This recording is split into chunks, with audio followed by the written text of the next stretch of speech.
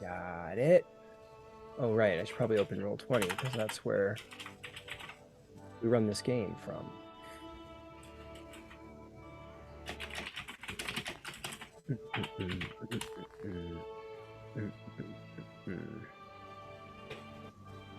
Oh, oops, that's the Tyranny of Dragons Roll20. Hang on. Oh, that's Sorry. right. I haven't gotten up yet. Sorry. Wrong campaign. Sorry. All right, here we go. Okay. Get out of here, Spotify. We don't need you anymore. I gotta get my music right and good.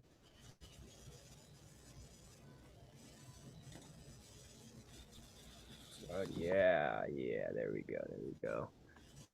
Put this guy in there.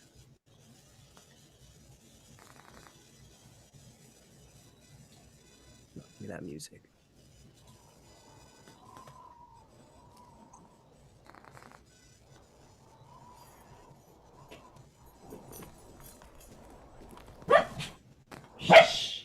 Okay. It was the music. Oh, right. We're working away here. Oh boy, guys. Last session, the party succeeded in their endeavors to rescue. Well, actually, it was a half success. It was a half success. The party managed to go into the swamp, and they slew this strange swamp entity within, with a couple of scrapes and bruises, to put it lightly. You made it way back to the village, and they were like, "Oh man, we're real sad about old whatever his name was." And but we're really happy that this monster's dead, so it doesn't have to happen again. You guys rock. Here's some money. So with that, a second quest under your belt, you guys decided what to do next. After Finch sort of taking a moment on the side of the road to pray to their god, Bahamut, the god of justice and duty and all of these wonderful things, came upon some travelers alongside the road who shared some news. There apparently was a druid who spoke of happenings in Zephrah about poachers and such, and that there was a little bit of a struggle going on up there. Former Jack, yes, poor dead former Jack. Thank you, Ember. And lastly, that some strange things were happening in Westrun, where they were currently from. Is that it seemed that plain cows, I believe they're called, were disappearing, and it was affecting the farmers over there, and obviously affecting Westrun at large thereafter. And they need a hero. Sorry. And with that, you guys sort of looked at each other and went, "Let's go to motherfucking Zephrah. Like it's right goddamn there. We can go see Caitlin." And so you guys set upon your way to make it to Zephrah. You made your way up the road, which was generally uneventful. Some hunting was done, some African safari was done, and you managed to make your way to the stables at the base of the mountain, where you had your horses left. Your horses and goats were put up for stables, and you heard a little strange conversation between a one of the stable hands and a man with a rather large bag who was sort of making his way out of town. And you managed to figure out that there is sort of enterprise going on in the mountains. And with that, you all had a long rest, and now you plan to make your way up the mountains into Zephrah. So with that, take it away. You all wake up, rub your bed rolls, type your bed rolls, put your horses in the stables. What do you do next?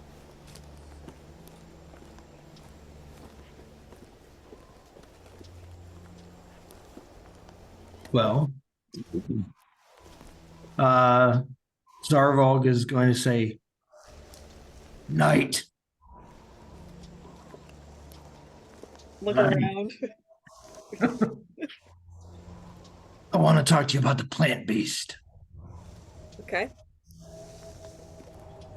So he kind of tries to shuttle the two of them off to the side so they're not standing right in front of everybody.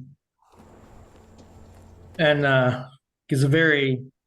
tries to make his face look as very serious as possible, because he's very he's trying to look like he means what he's about to say. And he says, In the field of battle, I have no sympathy for weakness. I cannot stomach ineptitude, and I will not tolerate dereliction of duty.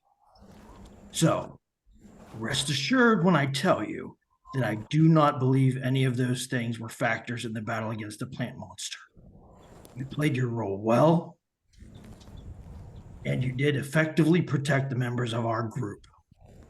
The thief chose to put himself in harm's way, and you cannot assume responsibility for that. Training, concentration, and precision are essential to mitigating enemy impact, but the chaos of the battlefield can never be entirely nullified. I watched you suffer that. That single freak occurrence was neither the result of nor the reflection of your performance. You did well. The party in general did well. And that style of fighting, drawing our enemies into our readied party, is how I think we should approach future encounters as often as possible. And then he steps off.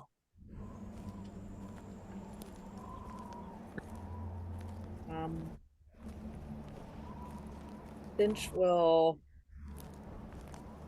I think, stand there for a moment and just try and let that like wash over them, and like genuinely want to hear and believe what Zarvalg has said. It's not relatively common, I think, for them to hear praise inadvertently, like from their upbringing.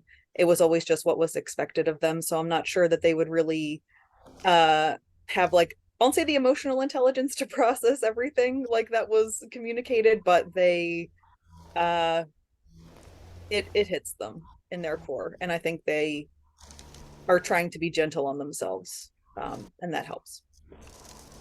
You feel a sort of warm, wet feeling on your hand as you feel Fenn's tongue sort of kissing your hand. Maybe sort of pushing his head like into your hand. And I give him little head scritches. And he looks up at you and just kind of does that thing that dogs are. They just like stare into your eyes like they love you forever, and their tail wags as you like just like scratch the head, and Fenn just like looks up happily. And then he just kind of like turns around after a second and goes prancing after Zarvalg. Very menacingly as a war dog, but nonetheless prancing. In a bad menace. I think that's one of the commands that your dog definitely knows. Menace. Yes. Intimidate. Yeah. Intimidate. Incredible. Yes, Yvain. So, I'm still learning about my companions, but if I understand correctly, I'm the only one with any experience in actual cold weather like the mountains. So I would like to druidcraft a little weather prediction.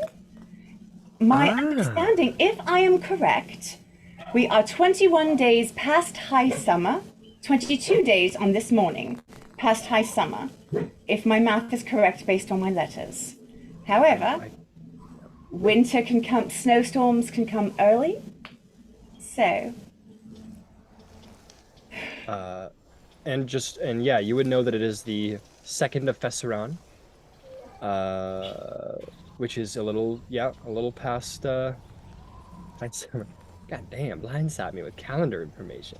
Good job. Let's see here. You're still right in the middle of it, but in your area right here, it is apparently you create this little sensor within your hand. It sort of is like a globule of water that sort of shapes itself into the form of sort of a yellowish sun, and you get the sense that today is going to be a beautiful day. Okay then. Yes, slay girl boss. I guess I'll get my bunny and I'll... Oh goodness, hold on. Totally wrong dialect. I know. Whoa. Whoa, who was that? So, I'll get happy and we'll go take care of Beaumont and get ready for our ride this morning. Yep, and you can get Belmont and put Belmont away in the stables, and I think today your rabbit is feeling like sitting on your head, and we'll do so. We'll just like sit on the top of your head very happily as you wander around. Yeah, little unicorn money. Is there anything else anyone wants to do? Yeah, like a little hat. Is there anything else anyone wants to do in preparation for the journey ahead? I don't think so. Oh my god, yes, Figment. Sort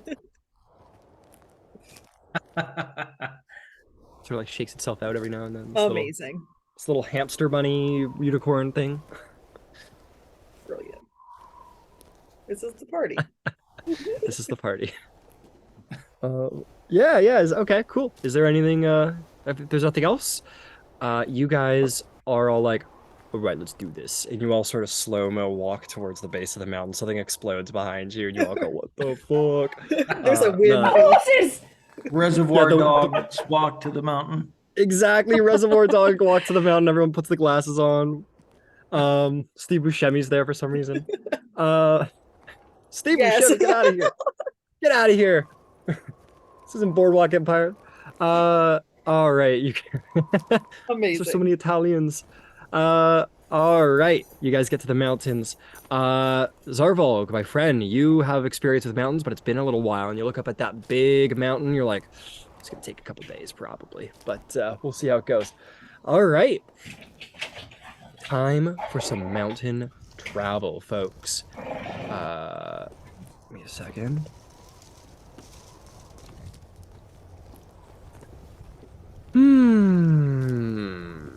Puppies. I'm actually gonna do a quick checkaroony on something. I just can't believe I just said that. That was awful. Sorry. Feel like cringe. I know. I cringed myself there in that moment. I apologize. For any contact cringe. Everyone takes 2 psychic damage. Yeah, and it's my fault. I accept it. Where are you? Where are you? Where are you? There we go.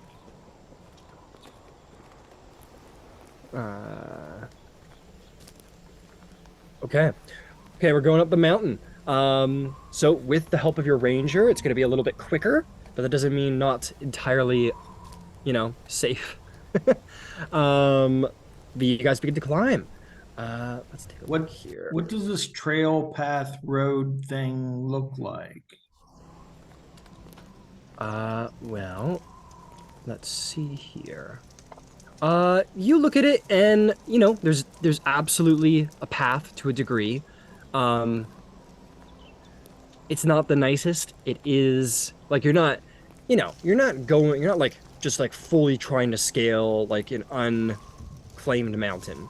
So it's not impossible by any means. In fact, it'll probably be pretty easy for the most part, but there is the possibility of, rock slides, maybe there's bridges that have been built, maybe those might be broken, maybe, this and that and this and that. There's possibilities of danger in the mountains, but, it's a fair enough travel. It should go all right, as long as you're careful. Are we talking like mostly like bare craggy rock type situation? Yeah, think of it like a hiking trail. Think of it like like an intense hiking trail. Yeah, like a mountainous hiking trail for sure. So yeah, you guys aren't going to be doing any like vertical climb situations. You hope. You don't know the path. None of you traveled this path before, so it's tricky to say. But let's take a look. Okay.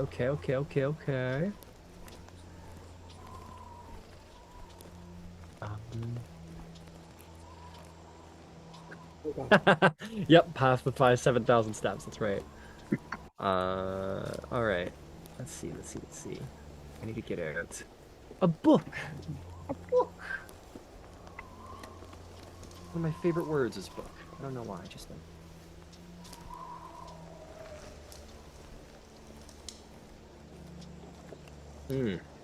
Level 1 life. Level 2 life. Let's go.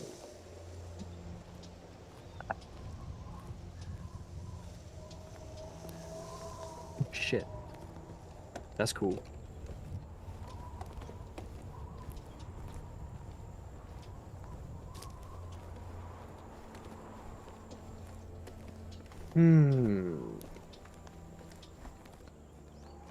Okay. You guys begin to travel for an hour or two. And there's a certain point where something's going to happen? Sorry, it just takes a second to get these random encounters all ready to go.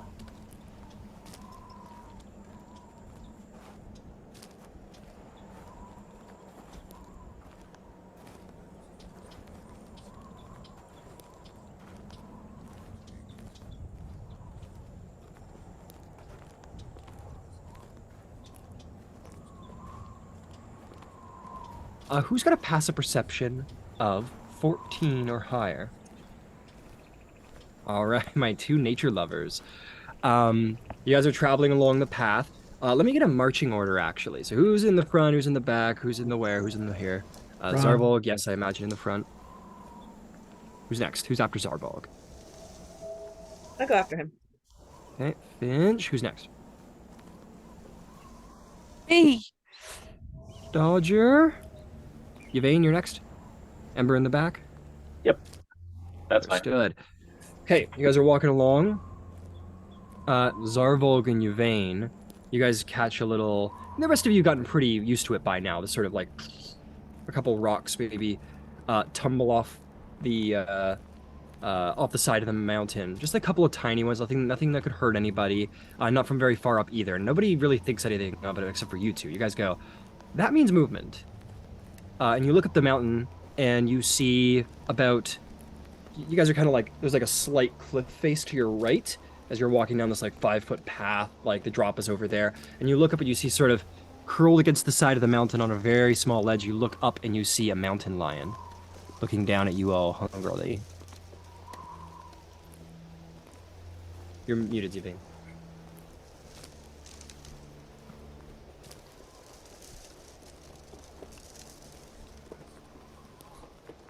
Probably not the time to go psst, psst, psst. It attacks you. Okay. Roll Okay. initiative. Quick, break out the laser pointer. A +1 laser pointer of distraction. Right. What's a laser pointer? But yes, you two detect this and you see this Right mountain finger. lion not terribly far up. Haunches up, looking down in the pounce position. Right.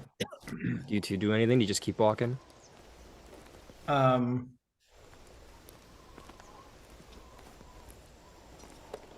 I guess I'll just look back and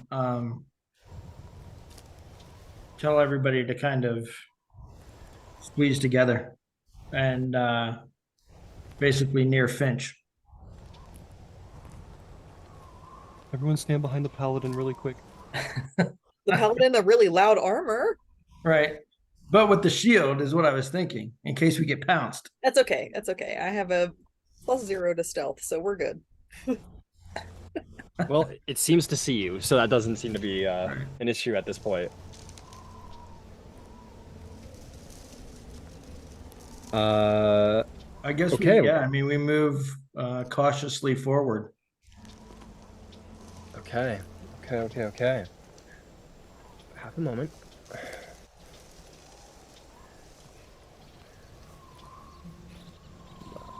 Come on. Okay. All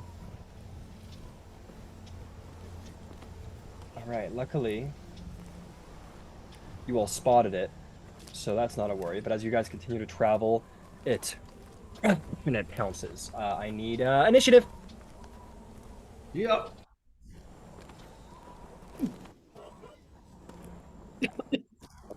Oh no. I always roll a nat 20 on initiative. That's such an insult. Wow. Oh, no. Well, yeah, no, I actually hate rolling that 20 on an initiative. It's what I like to call the worst. I still miss my gift of alacrity. Give Oh, it back. right? Give it Every back. damn day. I really wanted it last night, to be honest. I was like, let me go first, please. I'm sure you guys were hoping for a lot of We were hoping for a lot of A things. lot last night, yeah. Holy Like- shit. Honestly, God's too, intervention. with all those baddies, I was like, how many are on the board? There were a fuck ton. This is what you guys didn't get. You guys were like wanting to run off and stuff. I'm like, Guys, this is like an army. This is like a straight up fucking army. When you Like, flashed guys it are- where you could kind of see like it looked like a heat map where like with all the characters and it just like lit up, I was like, well, fuck. Oh yeah, there was a lot of fellas out there, and like that wasn't even half of them. Because there were some who were surrounding the village. Who else do I need? I need Ember, and I need a goddamn lion if I can find any sort of feline-based beast in this wretched world. Your baby watching. Yes, I do. Here, it's in the back of the boat. Okay, I'll do the screen share now, actually. Just get that out of the way.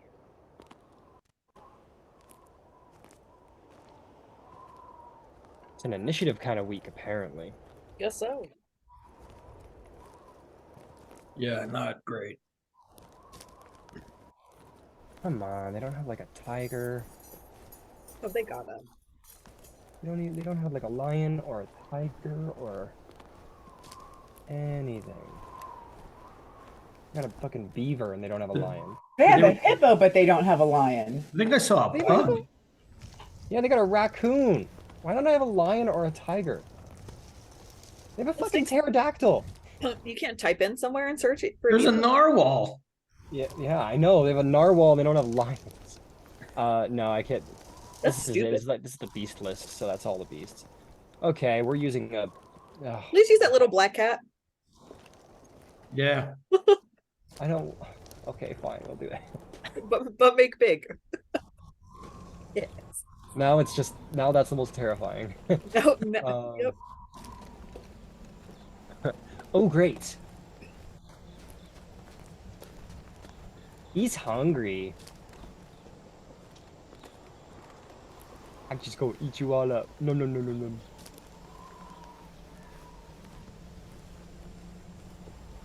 I guess I gotta roll initiative for this here cat.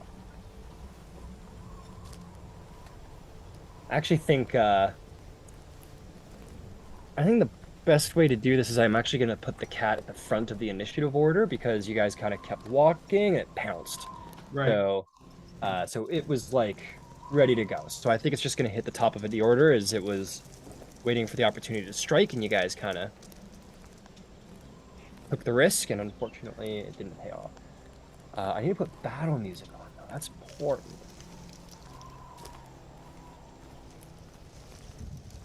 Okay, what are we thinking here? How about brutal battle?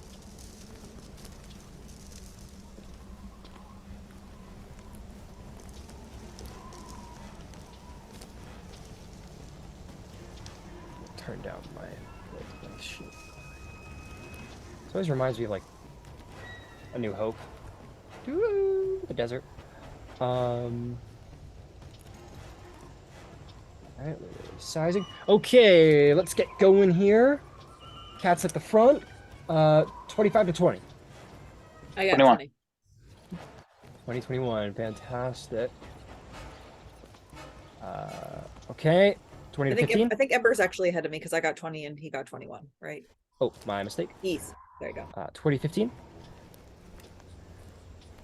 Bane did. 18. 18. What'd you get, Zarvolg? 12.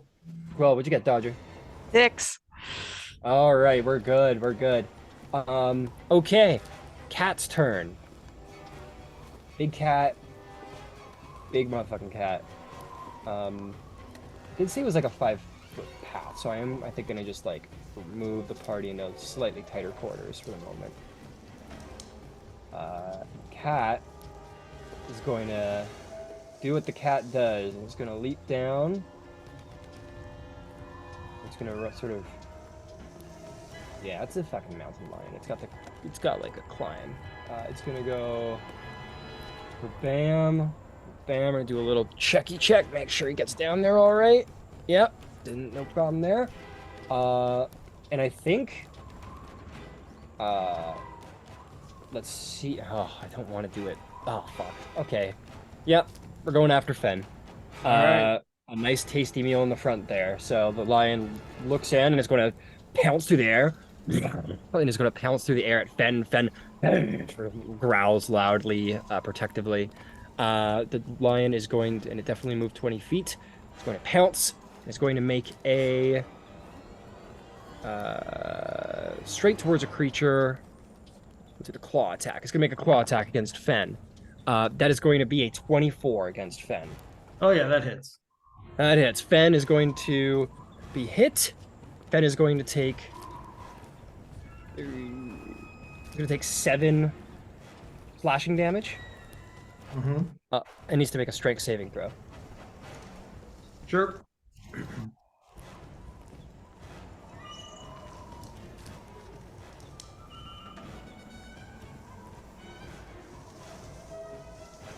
So that's going to be 11.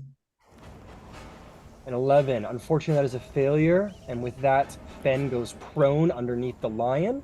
The lion is going to look up. Can only do one. It's going to take a bonus action, and he's going to. And Fen's still up, by the way. Oh no, Fen's down. Fen's down. Okay. The lion is going to look down at Fen, and it is going to use its bonus action after a successful pounce to bite Fen in the neck and give Fen 2 death failures. Okay. Lion's hungry. And then sort of just bites down on Fen's neck, and you hear Fen sort of, and is just sort of like crying painfully. And the lion sort of looks up, sort of a paw over Fen at you, Zarvalg, and just growls very menacingly in your face. Ember, what do you do? I'm gonna try to feed the cat something hot. Okay, I like that. AC 13. 13 will hit the lion. Go ahead and roll damage.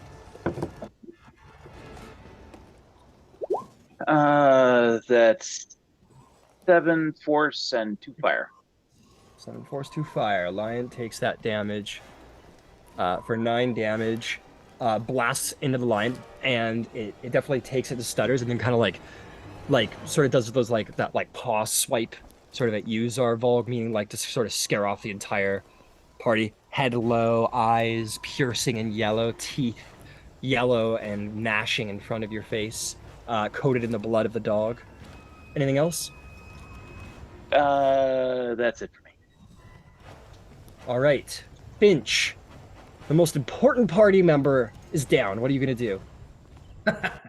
Crying is a free action, so that's Crying is a free action. okay. Absolutely. Can I use my 30 feet of movement to try and get to the lion?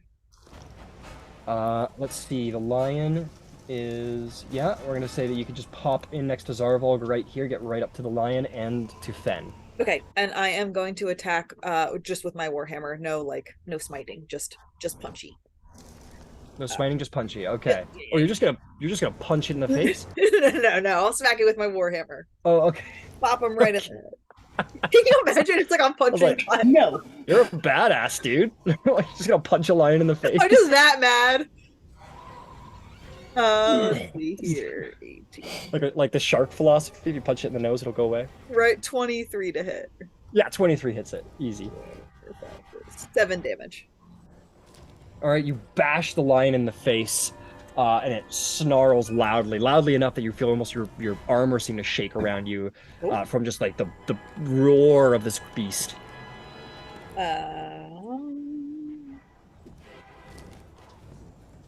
I don't have any bonus actions I can take, so that's my turn. Okay, that's gonna bring us to Yvain. What are you gonna do, Yvain?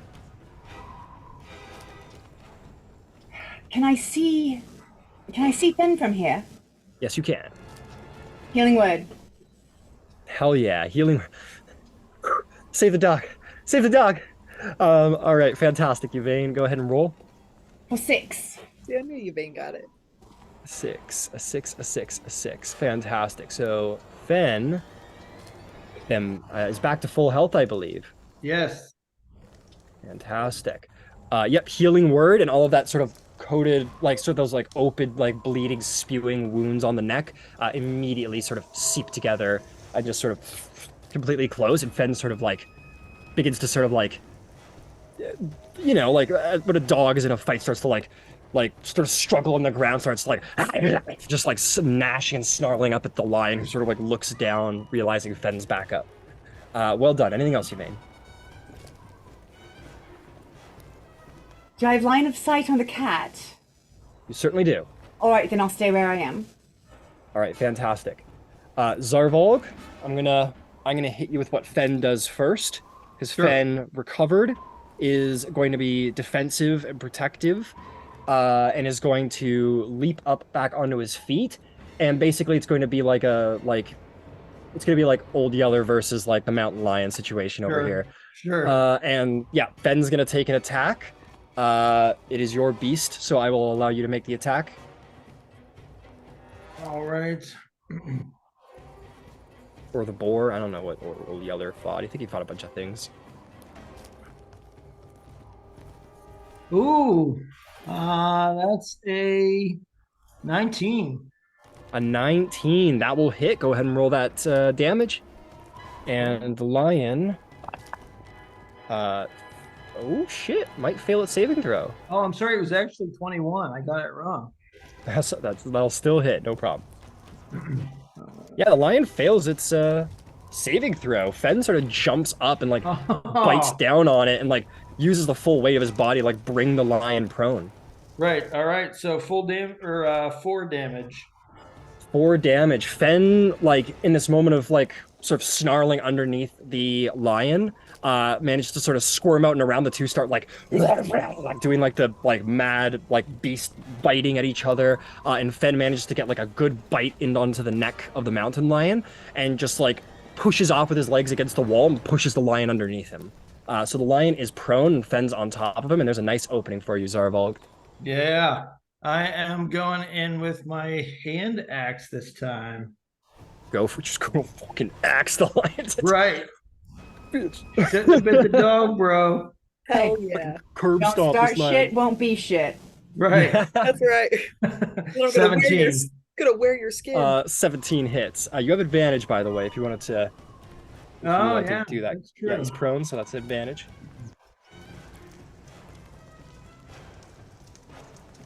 No, 17's it. Okay, no problem. And that's going to be 8 damage. How do you want to kill the lion? Oh, yeah. I guess hand axe to the skull. All right. Fen's on top, has his like teeth bared into the lion. The lion starts like struggling and starts just trying to get up and away, but Fen's like got his the lion's clearly a weight class above Fen, but Fen's got him underneath him for the moment, and you just see that perfect opening, and you just crack it between the eyes, and there's that sickening sound as your axe goes deep into the skull of the lion, and immediately just like Don't a bite couple of my like rigor mortis cock. twitches. And Fen just like gets off and sort of like once the fight's done, you can kind of like calm Fen down. But with that, the fight is complete, and the party managed to save the pup. Oh.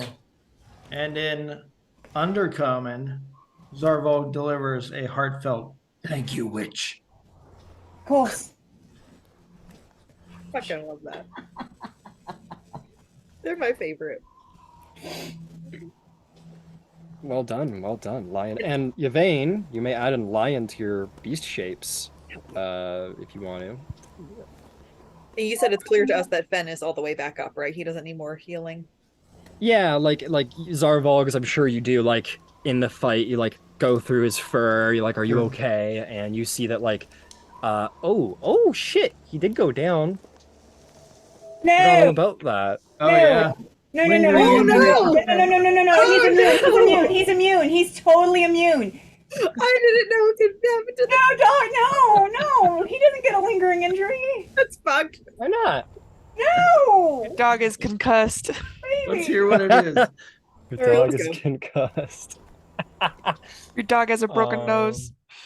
You leave his This nose is actually alone. no, it's all good. This is actually pretty tight. Fen has like a Fen has basically like a massive scar down the side of like, so Fen's got like this like bite marks across the neck and then like a triple claw like up near toward its eye. Oh Like yeah, that's that. badass. So Badass. he actually looks Oh, kind of damn, he's sweet. cool You as can't, hell. yeah, you can't be a warhound without some scars. Yeah, he's got like there's like a couple of like spots of fur that are open there, which are like, okay, like a fucking lion just like bit its neck and it survived, and it's got like scratch marks like down the side of its cheek. It clearly looks like it survived a I lion like it. battle. That's a bonus. No one tell Griff. Just got the cool. Well, technically that means that he would have disadvantage on persuasion checks and advantage on intimidation. So technically, Zarvolk, mark it down right. that Fen He has just got advantage on better. intimidation checks. Bonus. But is like a defigured hound, so like I don't know how much persuading this dog is gonna do, so I'm not too worried about it, but like intimidation might be a thing. He's not right? going to win any pet shows. There you go. No, he's not gonna win any pet shows by any means. Have you guys ever seen that comic strip with like Brutus and like Pixie. yeah, Brutus and Pixie, the I was the just giant thinking he looks like Brutus now. yeah, like the retired like warhound with like the scar and the blind eye, and there's like the little kitten and the bunny's there, the little Yes. tiny bunny's there, and the like horribly scarred like war dog. So I'll put that on the sheet there, Zarvolg, unless Yeah, I you like ever it. That's unless you ever get awesome. that. But let's just say your hound might scare away a couple kids if they just on sight. Good. Get off my lawn. Get off my fucking lawn. He's actually the sweetest. He doesn't look it, but he's the sweetest dog in the world. Okay, fantastic, guys. So Fen just looks awesome, and you can continue your travels. Do we need the skin for anything? Do we need the skin for anything? Do we need the meat? Oh for yeah, anything? I'll skin That's it. good. The skin's a little fucked up because you didn't heal it because you got no fight with it, but it's still worth something. So let's go right ahead. Just give me half a moment. Just gotta end up. I don't know why I don't just like keep my monster harvest chart up permanently. I love it. I love it. This is my favorite site. After D&D Beyond, of course. Sponsor. Okay, let's see. Okay. Make me a nature check. Yep.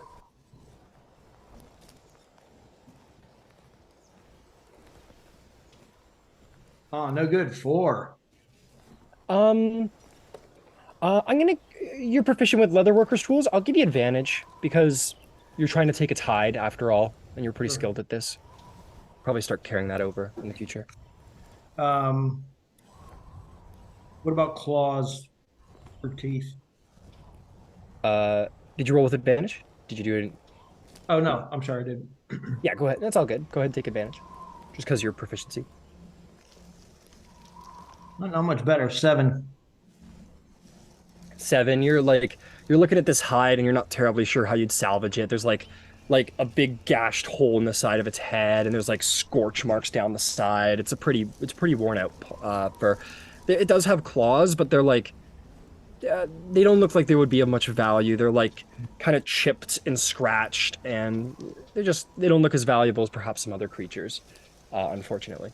So we kick the corpse to the side and move on.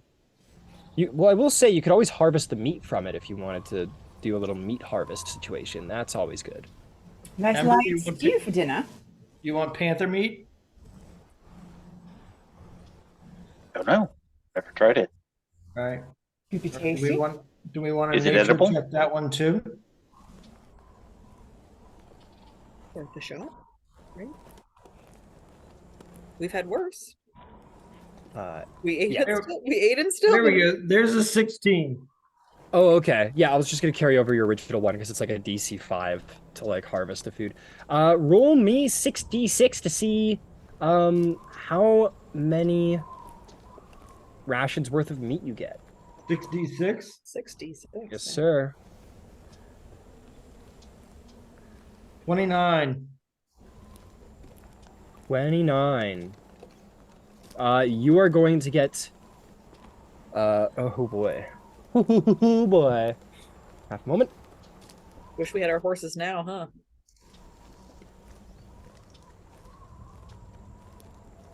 Yeah, but they won't. I guess they couldn't make the climb. The donkeys could have. Sorry, how many did you get? One more time, Zarvalk? 29. 29. So that is like 29 pieces of meat. And those 29 pieces of meat weigh a bit. So times 29. That's 116 pounds of meat. Jeez. Yeah, so each piece of meat weighs 4 pounds, and that can Holy be shit. made into a dried ration, which is 2 pounds. But they do need to be like cured into it over like a short rest, or like a rest, I suppose, is what I'd All say. right. So I guess Zarval's standing there with his pile of meat, and he's like, "How much of this do we want?" We can take all of it. Can you get it all kind of gathered into one big pile for Pile? me? Sure. Please scorch it. Yes. I'll say this: if you guys want to just like take the lion with you, and then like you could do a little prep Zarvalg, like make sure that it bleeds out so that doesn't spoil Sure. the meat, Field dress and then it. just sort of yeah, basically like take the lion, and then whatever you set up camp, you can start chopping it up there. That works. Yeah, it doesn't have a very long shelf life, but you know. Okay. You guys can begin dragging this big motherfucking lion with you, who weighs a couple pounds. Actually, Okay. I probably throw it. I throw it over my shoulders. That's a big fucking lion. Hang on a second.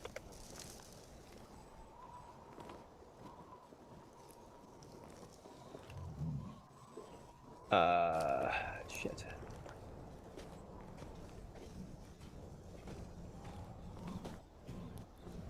That it weighs about 400 pounds. This Oh my. Okay. this No, lion, then. yeah.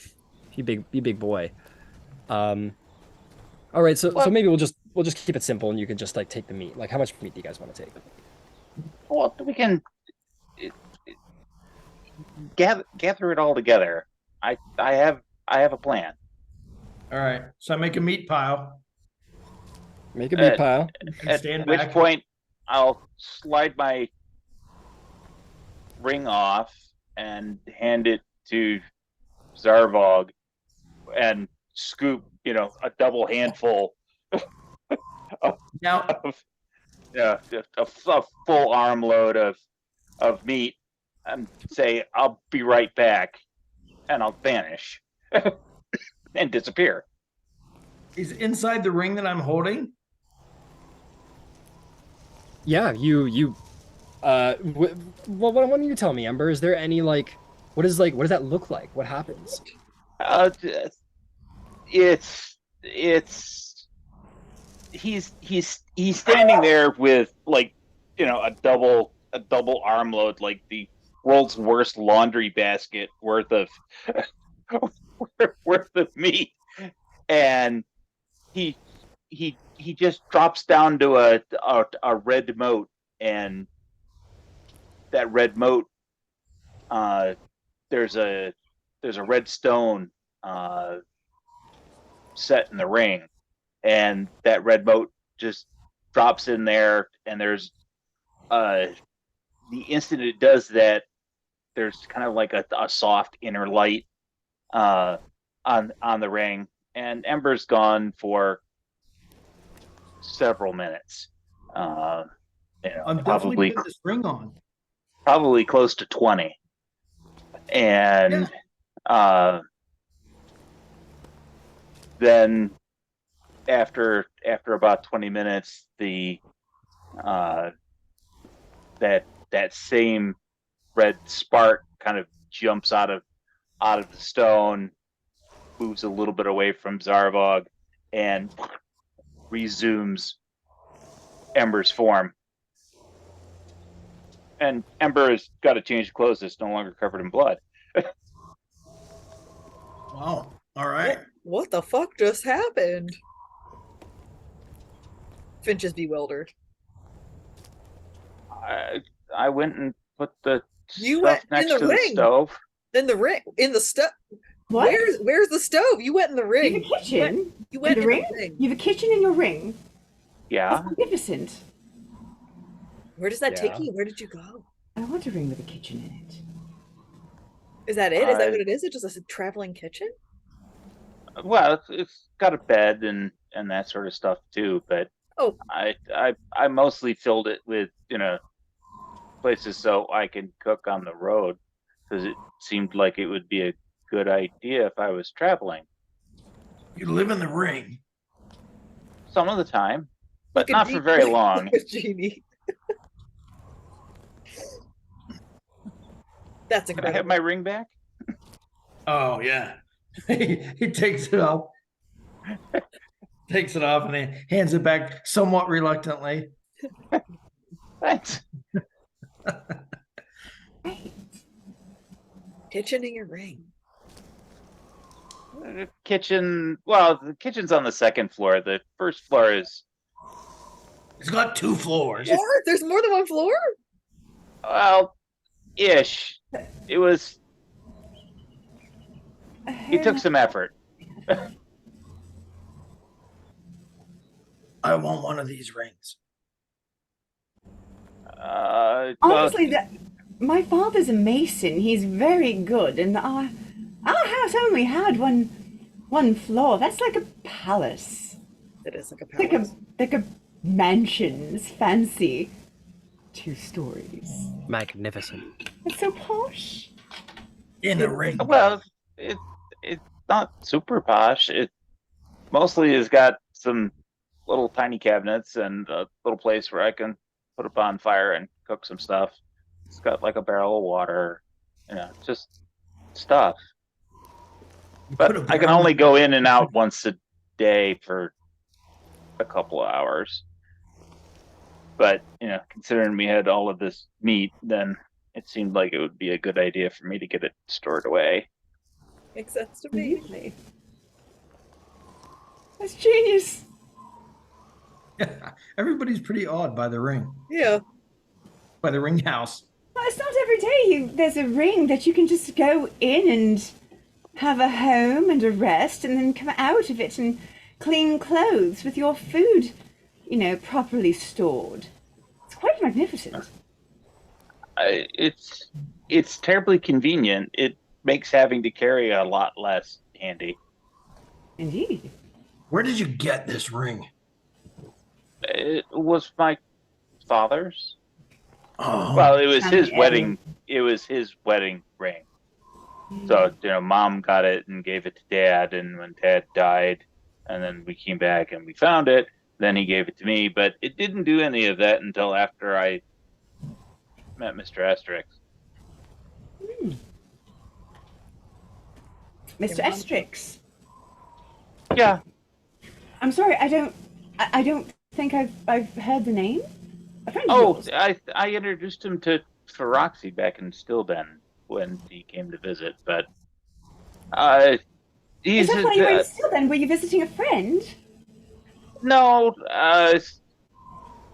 Well, I ended up coming to Stillben because Mr. Asterix helped me and my mom, and in exchange for that, I promised to do some things. And one of the things that he wanted me to do was to go to Stillben, and so I went to Stillben. wait, why did he want you to go to Stillben? True, it is was- sort of an unusual place It to is an unusual place. want to go there as like a destination. I ended up there on quite by accident. He suggested it was a place where beginnings might start and where I might grow in knowledge and skill. With your magic. So yeah, I guess. I mean, that seems to be the thing that's most capable of expanding in scope. But so's my knowledge and experience generally. I hadn't met all of you guys before, and I've never met a swamp monster before, and giant frogs and frog people and fish people, and I think all of that may help, when, I'm in his service in the future. So, What does that mean in his service? well, in exchange for him helping out Mom with the end, then I agreed that I would help him in exchange. So, but he said, as I was right now, I wasn't much use to him, but if I grew in experience and knowledge and whatnot, that I might be of more use to him later. So, So he's like a patron. yeah, I guess.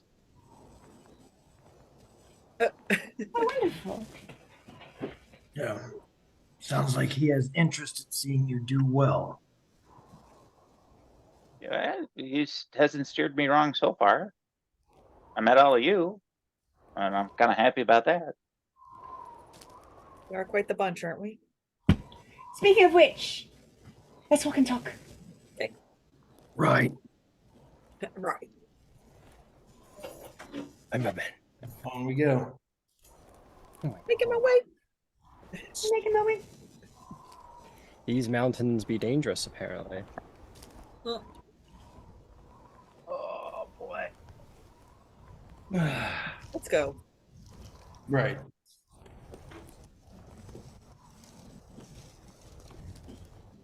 Okay, I'm overriding. Yeah, you guys travel for a little while longer, and you find yourselves coming to stairs that seem to have been chiseled into the side of the mountain along the path, and you begin to climb. And you do so for for a couple of feet. A couple of feet. Hang on a second. We made it a couple of feet. There are no time. Are you sure we're still not traveling with Feroxy? You travel up the steps for about 100 feet, and then they end pretty abruptly on the side of the cliff mountain. You kind of like look down. It's like, Oh, Oh. there is. you do see that the path continues, but it's about it's a little ways away in that direction. And I'll tell you how far away in that direction it I was is. gonna say, is it jumpable? We will find out about that. Let me tell you. Instant death. Instant death. Maybe not. 300 points of falling damage. No. We won't be doing that. To say, how much can you turn into any? No, you can't fly yet. I can't fly, but I can turn into a wolf spider. Now, I don't know how big it is, though. Okay. It is a giant wolf spider. You can goat us across. I would say it's about I'd say it's about 20 feet. Looks like about a 20 foot 20 distance. foot. Okay, no. 20 foot distance, yeah. No. No. Actually, 20 foot is a doable human long jump. I might try this. How far is the way down? Yeah. The mountain. It is the mountain down. It is the mountain down. Right. How high can you count? I've a question. How high can you go? If I was to turn into a giant wolf spider and have spider climb, would I be able to carry my people across? First of With all, arms. you.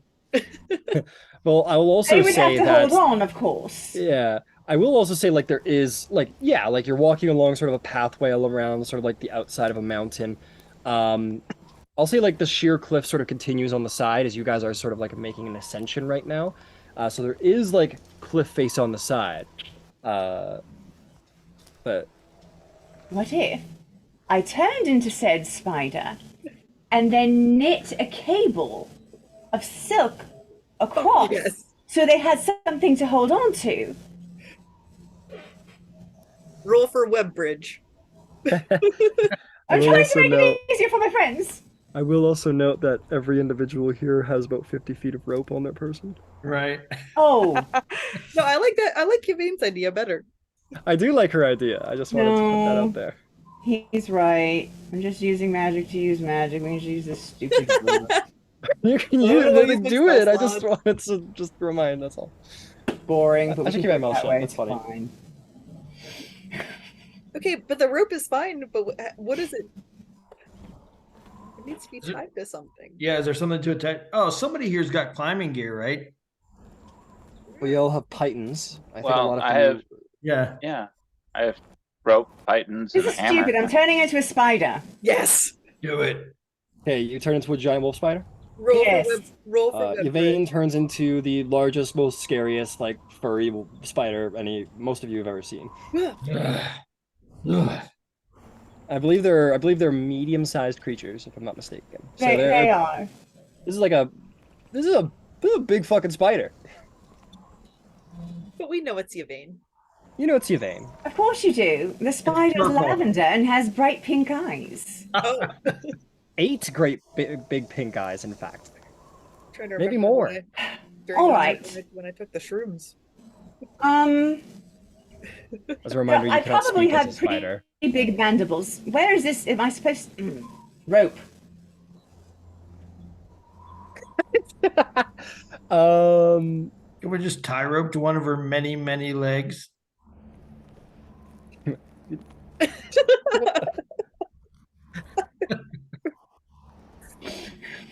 Just, put a loop around her abdomen, Yeah. Right. whatever. yeah, you guys like do a little hog tie situation around her Yeah. abdomen. All right, go on. You go. Yep, you climb along the wall, you land on the other side, rope around your abdomen.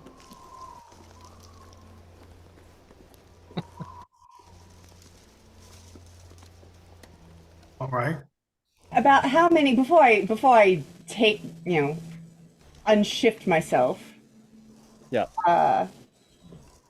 Does it look like really quickly? Does it look like there are 10 more of these, or does it look like we've got some steps No, ahead of us now? the path seems to continue just fine, actually. All right. I'll re-evane myself. You re-vein yourself. I'll say the rope is sort of like around your waist now as you sort of turn back. All right. I'll sit myself behind a rock. I'm just gonna hug the rock with the thing around my waist and come on. Okay. All right. Let's give it a shot. Who's the smallest? Ember? Dodger probably. Yeah, is Dodger pretty small? Fucking no. I am average. I am average size. I know you're average size, but you're aren't you like 5'5", $150? What the fuck? No. I had the idea that Dodger was like wiry and I completely missed that. I'm sorry.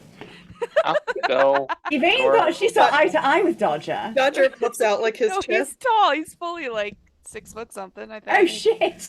Sorry. Ember's like 5'6". I'll Okay, go. Ember's the tiniest, I think. Yeah. Yeah, elves hold similar height ranges to humans, 5 to just over 6 feet. Most of the time. Go. Off we go. Okay, so I don't know who's the first? So why Yvain's I- holding a rock with the rope tied around her waist. Who's first up to doing one of those? I guess. Ember. Ember was gonna go, and no, I'm not gonna hand over hand it. I'm not an idiot. I'm gonna rope myself off to that rope, put a loop around it, put the other end of it around my waist, and then I'll belay myself across. Thank you. Mark. Okay, let me just ask. What's the other side anchored to? Because the one side's anchored to Yvain holding a rock. What's the other side anchored to? I assumed we used our hammer and Okay, you do a Python situation, Yeah. Zarvolg. Fantastic. And Yvain holding a rock on the other side. Okay, Ember, you tie it off, and so you tie it off to the rope and to the. Hit me with that one more To time. myself. Yeah, to yourself and to the rope. Yep, and a loop around the rope, and that way it's not just Mhm. hand over hand. You've got the safety line. Understood. You got a safety line. Okay. As Ember steps off over the chasm and holding onto the rope, Yvain, make a strength saving throw. I call that to take the full weight of an individual and to hold on to that rock. Poor little All right. Denver. We call it a DC 15. I think that's It's an pretty. 11. Oh no. Yvain, you're like, okay, I've got this, and you're like, "Whoa!" The moment Ember steps off and just like gives you all of his weight, you just "Whoa!" and just go like, if this is the two sides, Yvain's here, she goes, "Whoa!" and Ember goes, oh, and falls down. Luckily, Yvain, you're tied off to the rope, and the rope is tied off to a python. I'm not okay. You guys just both fall. Ember, you've tied a safety line. So you guys fall for about 50 feet, and then and it Oh. hurts like a motherfucker as you guys sort of like hit the end of that rope. But you two are luckily alive and suspended over hundreds and hundreds and hundreds of feet of open air. All right, let's pull him back up. Yeah. Okay, could I get some athletics checks to pull two free weight individuals? I'm sorry, Ember. Yeah, you two are like bobbing off each other like at the bottom there. 18. Like in an Emperor's New Groove where they like go back to back. And like Yeah, kind of. 21. 18 and 21. I'll say that combined, yeah, you guys, it's hard. You two are like, you're pulling like two suspended individuals about 45 feet up, and you're going, ugh, ugh. And it takes a good 5 minutes to get them all the way up there, but you manage to get Ember and Yvain back up top. That python loosened a little bit, but managed to hold firm, which is nice, but, you know, it was a lot of weight. Yeah, you pull Yvain and Ember back up to safety on your side of the everything. All right. New Zavo, plan. I need you to tell me how to do that. Because that's what I need to do over there. And she showed the python and the... However you did the knot, however you did that, show me how to do that. I'll spider myself over there, but then I'll do that over there instead of trying to hold it myself. Unless you've got a better idea, of course. And we should probably double up on the one on this side now. Yeah. Okay. Yvain, do you have in your inventory like a hammer and python? No. We're going to have to I set don't. these up over here, and then I'm going to have to take it with me over there. No, just take mine with you instead. Oh, That way we have one on each side. oh. Okay. Okay. So, put that in my, but like, can I take the time to learn how to do this? Make sure that I'm tying the knot properly. I'm assuming it's Yeah, probably I'm something Mom sure- taught me. Yeah, I'm sure. I'm sure in your ranger training you learned how to use a python, so you recognize. You're like, okay, I know how this works. Yeah, you grab it, put it in your pocket. Are you taking one or two over there? I'm going to take two. Whatever was done on this side, I'm doing the same thing over there. All right, so Zarvolg, you put your one python in. Maybe you readjust the other one. You take your others, turn into a spider. You crawl across to the other side. You put two pythons in, and now you got a line across the cliff wall. All right, I'll go first this time. So I'm going to tie myself off to the line that we have stretched across. Yeah. And I'm going to try and scale while tied off to our rope. And if possible, along the way, try to maybe put like one more python in like halfway across just to kind of shore everything up. Okay. Fair? Okay. Yeah. Okay. Yeah, you make your way across. I'm gonna say like, with the line there to support you, you make your way across. Yeah, I'll say that you can put that, with the help of the group, maybe they sort of just tighten it off for you and you're able to sort of like lean back slightly to do a little ding, ding, ding, ding, ding action. And yeah, you managed to, make your way across. I'm not going to require a check because you do have a line in Python now. A secure line with Pythons. So yeah, Zarvolg, make your way across without issue. Nobody here has a negative strength modifier, I don't think. So I'm not going to require it. You do? Well, you're Yeah, fine. but over I there. went wolf spider. That's fine. You're fine. You're fine. You made it. Yeah, Fen, as you make it away across, is doing the thing like at the edge of the line, is Right. going like at the edge of the thing, like Right. trying to find a way across. How do you guys intend to get Fen across? Can't Dog. Zarbold put him on his shoulders? Yeah. The I way he could do climbed up that. the rock in the cave with the Sahagin. I Yeah, could do that's that, or we could loop him with rope and slide him across. Zip funny. lining Zip warthog! Well, he doesn't make Yeah, any noise. He's just like stone faced, like a badass. Right. like with his scar, like Yep. going into battle. He just points. We like need him torpedo. to get him goggles at some point. Like, Right. That'd be sweet. It's like Fallout goggles, just like up on his head yep. for no reason. The last time we went rock climbing, he did the superhero landing, if you recall. Oh, the 3-point. Right. Oh, that's right. He had the best roll of all of us, I Right. think. Can't bring his arm up that high. Doesn't have a bone This structure is for where I that. want the fan art, the art for these, because this is just hysterical. It's just like the front of the New Hope cover, except it's Fen with like a lightsaber and Zarbolg's like Princess Leia down there, and everybody else is all lined up. Yes, chef's kiss. Incredible. Yeah, it's fine. You guys get fed across. The rest of you manage to get across with the Python line. Do you guys leave that there, or do you want to take it with you? We can collect our things. Yeah, I think we should take our stuff. Waste not, want not. Okay, so the last person kind of, okay, logistically, that's the last person's basically just gonna have to make an athletics check to try and wall climb, because you're taking your anchors out, so you're not gonna be able to rely on the line. Right. I have rope. If we need to abandon the rope and the two, I mean, I don't have the pythons, but Right.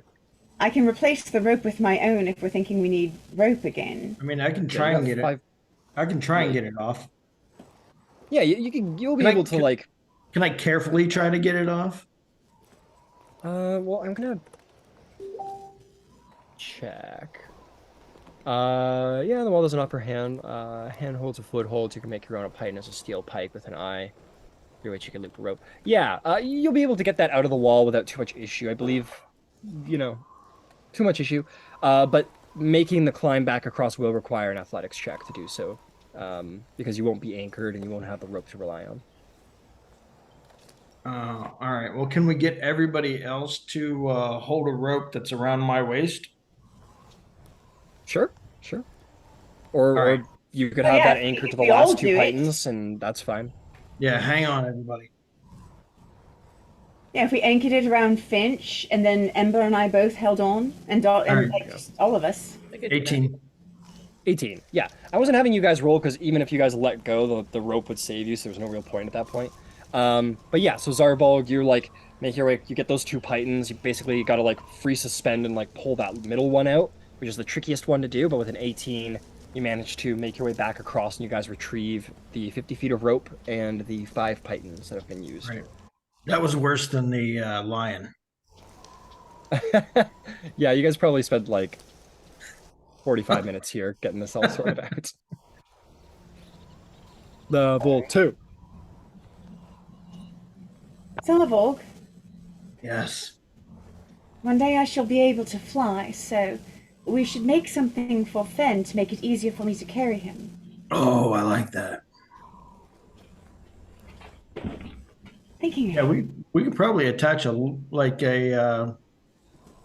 kind of a loose leather strap to the top of his barding, probably that you can carry him by. I don't know why, but I was just thinking of ET. Yeah. A basket in the front of your vein, Him with a sheet over his head. right? Bent in a blanket. I just see like all this character art of like different like 90s Spielberg movies or whatever, and they're all just like themed with like Fen in there, like Conan the Barbarian. It's Fen. Yes, I need to do this. Somebody needs to make this art. Like Right, we blockbusters. It's just We need to start photoshopping Fen into movie posters. this like awesome scarred German Shepherd. Or what kind of dog is Mastiff, Fen isn't again? he? He's a mastiff. He's a mastiff. Yeah, right. He's a mastiff. He's like, right. Mastiffs are amazing. Yeah. They're look at such him. chill dogs. Awesome. Chill dog, yo. Yeah, there you go. Bam, in the roll 20. That's Hey, mama. maybe Ben's brother or something. I don't know.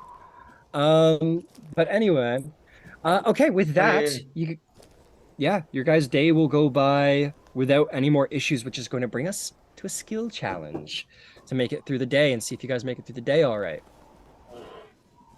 And I'm going to require during the mountain travel, I will require this every day going forward. So the first thing I'm going to require, and I'm going to, based on features that people might possess, which is basically just going to be use Zarvolg, and anyone else who might have an ability can try and bring it forward. But I'm going to require 3 checks. The first of which is an athletics check. Zarvolg, you're going to have climb around, go there, cross wide gaps, I think I'm going to give you advantage for this one because of your natural explorer feature. Sure. Actually, I'm going to give everybody advantage on this because of Zarvolg's natural explorer. Help the whole group. Hell yeah. Oh, Yeah, thank so everybody you. goes ahead and take an athletics check with advantage. Woohoo! Nat I 20. Same. Fuck I only yeah. got a 12. Oh no. 25 total. Nat 20 plus 0 for a 20.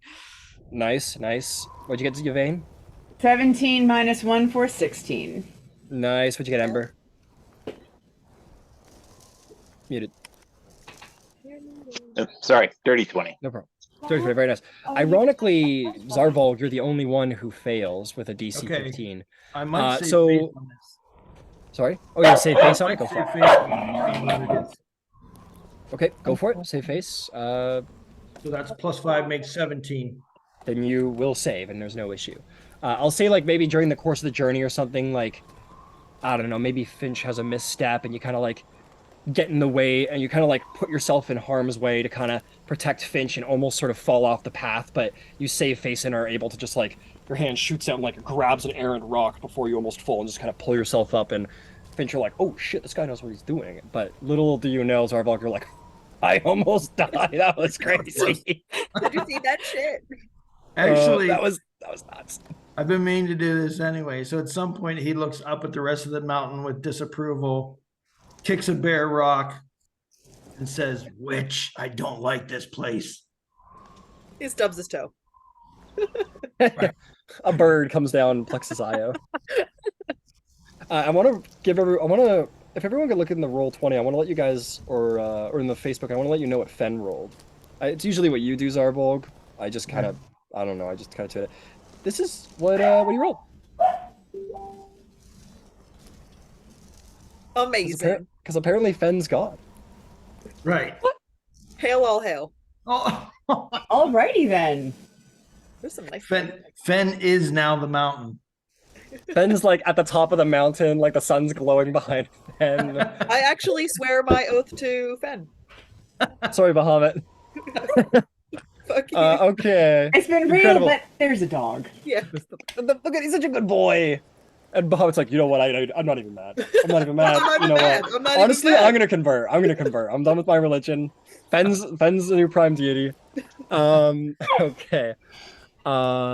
Next one, I'm gonna require an acrobatics check from everybody. This one, I'm only gonna be give. I'll carry over the natural explorer as well. Everybody can go ahead and take advantage. So Jeez. advantage on this acrobatics check for everybody. Same DC, 15. Can't buy good dice. 9. 8. Oh no. Oh no.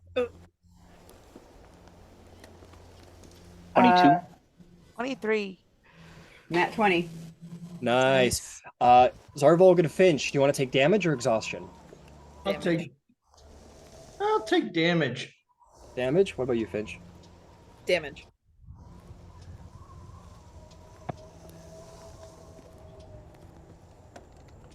You both take 12 bludgeoning damage as you sort of misstep, twist your ankle here. Maybe a rock bludgeons you in the head as you're trying to. Maybe there's a couple of wooden walkways and you're trying to jump along the odd spaces of the support beams and you end up hurting yourself by accident. The last one I require from the whole body is, or from everybody, is going to be a perception check. No advantage here. This is just to spot rotten planks and such. Mm.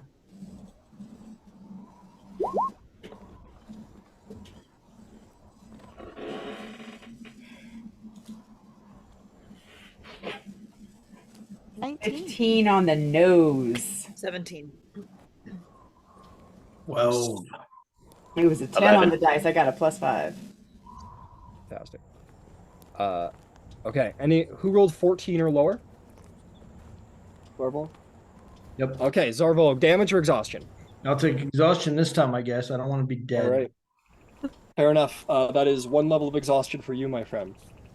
And with that, your day comes to an end. You guys have made your way up the first mountainous peak, and you see sort of no sign of Zephrah yet, but you have a ways to go, and the path still is long. And you can all settle in to have a little sleep at the end of the day if you want. Is this a short rest or a long rest? This will be a long rest in which everybody will be fed in rations for the meat. Unfortunately, there isn't going to be much of a way to cure the meat. I'm going through my sort of optional rules here for all of that. But yeah, you need a place where you can cure it. You need heat, basically. A lot of consistent heat, a couple hours of consistent heat. And Ember can create that for us? Not if Ember sleeps today. Okay. Well, Ember could stay up and try. It takes a long time to cure meat. So you guys are fed for tonight. We're going to take watch, yes? Yes. Yeah. You know, sometimes in Terra, when we have big celebrations, we'll cook things in the ground. We dig a big pit and we put coals in, and then you would put the animal and you bury it, and then it roasts slow and it's just falling off the bone. Perhaps you could do something similar, but overcook it so that it's dry like jerky if we watched it all night? Everybody who was watching it just made sure it didn't blow up? I don't know. Well, in the morning, if y'all are willing, I could give Finch my ring and I could absent myself for a little bit. I can still kind of hear what goes on, but I can't necessarily see anything. But I could spend a few hours, read below the table. I can spend 4 hours a day. And I could just prep that while the hike goes on. And if there's something important, somebody can just yell and I come out early. Okay. Right. Ring mage. Ring mage. I don't. Ring wraith. If that's But something actually, well- that would be useful. That sounds like a pretty good idea. And when I come out, I'll have lunch ready. Lunch! So, we're going to be spending some time together. I know why I was in Stilben, and I suppose now I know why Ember was in Stilben, but Zarvol, Finch, Dodger, I assume that that's your hometown and that's why you were there. But if I'm wrong, if I've assumed improperly, then I want you, can we just get to know each other? We've bled together. We've got major injuries. We've lost body parts together. Someone lost his virginity. I just feel like we should know, where we came from and, generally speaking, what we're doing here.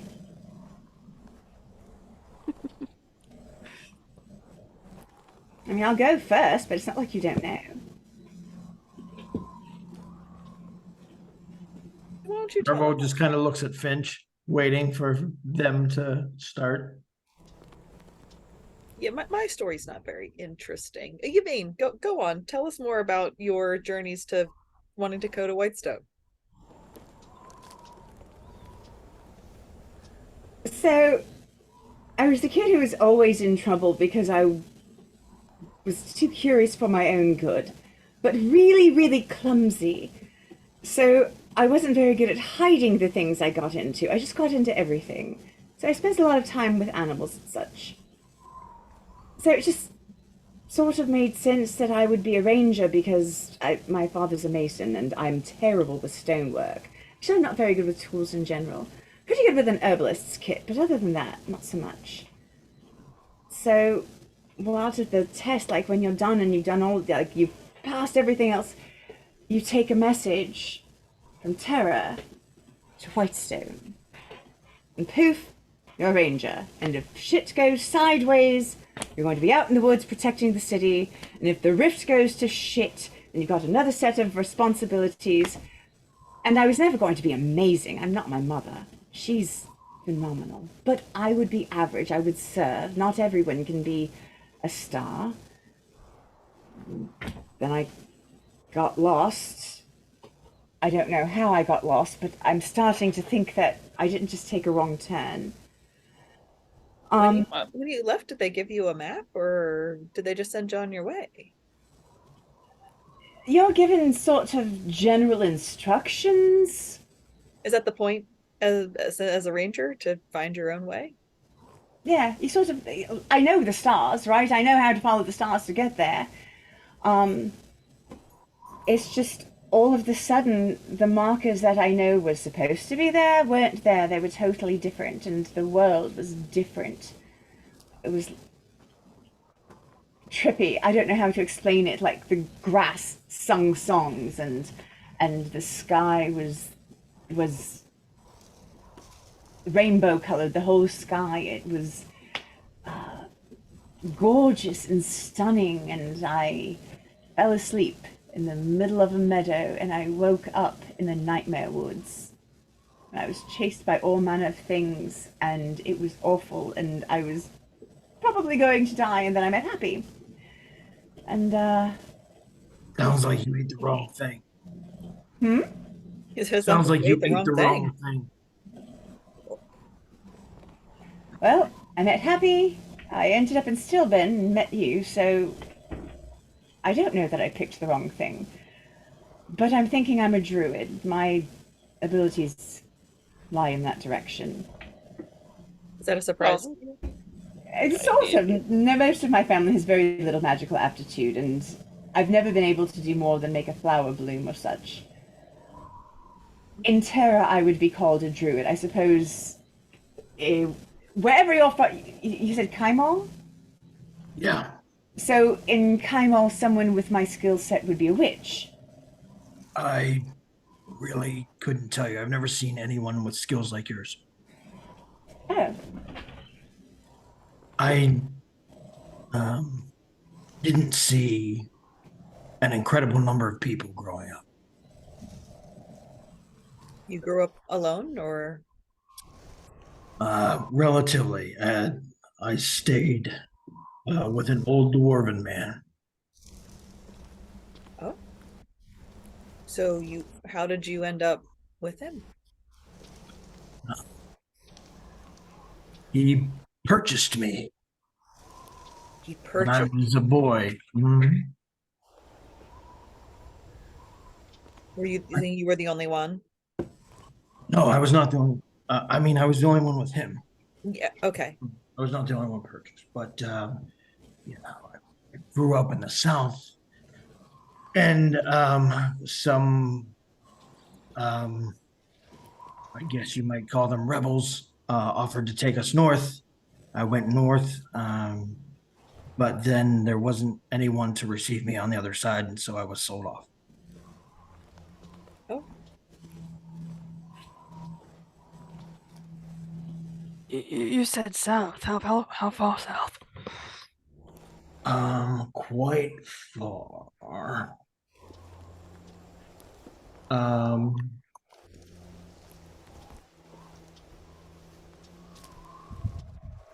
yeah, in a city called Ezerdam Har. Well, you've got a Think- map. Dodger laughs but says nothing. Yvain puts out a map, pulls out the map of Tal'Dorei, and she'll point to where Terra is, and she'll actually show, and you'll see where it goes down. Like you're supposed to kind of make a U where you go down, almost like you're going towards Western, and then you hook back up north again. And probably what happened is right as she got to where it's going southwards, there's a forest there, and that's probably where she ducked into the Feywild. Ducked I don't in. think anyone here knows what the Feywild is. If you want No, to try well, no, she has no idea what the Feywild is, which is why she's like, I just took a wrong turn and everything was weird. Would that be I'm- something of like a fairy tale kind of a thing? Like, especially, I don't know if like where I'm from, like would that be not like a legend, not something that like Possibly, place I've but- been? possibly, but her rumor. description certainly wasn't specific enough to draw any memories or any intention from that Any area of stories? lore. Well, From the sounds of things, that she ate like a weird. Most Yeah, of she- you might have yeah, thought she- like Yvain ate Right, like a right. weird mushroom. If we're being Right. honest. Yvain was tripping. Yeah, tripping balls. well, You know what? I for, have one to do. Oh, go ahead. Sorry. for what it's worth, Yvain, I think you do yourself an injustice. You said not everybody can be a star, but we've seen you literally be very star-like. So I think there's more to you than you guess. And that may be the case for all of us. So, take that with all due consideration. I feel more useful here than I ever did in Terra. Zara, how did you get away? Yeah, how did you get away? I was not, thankfully, I was not chained or imprisoned. I simply was, kept and made to work every day. But when I decided it was time to leave, I honestly just, snuck away. Thank goodness.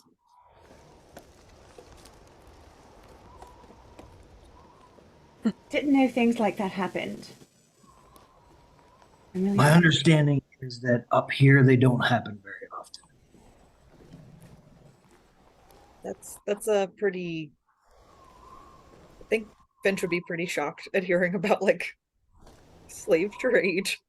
I feel like Yeah, that's the you've sort never of thing heard that of, should. Yeah, Finch, you Like that would be like Probably, very against like a lot of things that I grew up around. yeah, And absolutely. I'd be incredibly appalled by that. But like compassionate for you, but like appalled by that practice. If you're in Roll20 and you can see the map, you can see that Ezerdam Har is very far south, almost at the very southern tip of the continent. So way down there. Yep. Yeah. And how did you get to Stilben? Oh, It's quite a ways. after I left my home in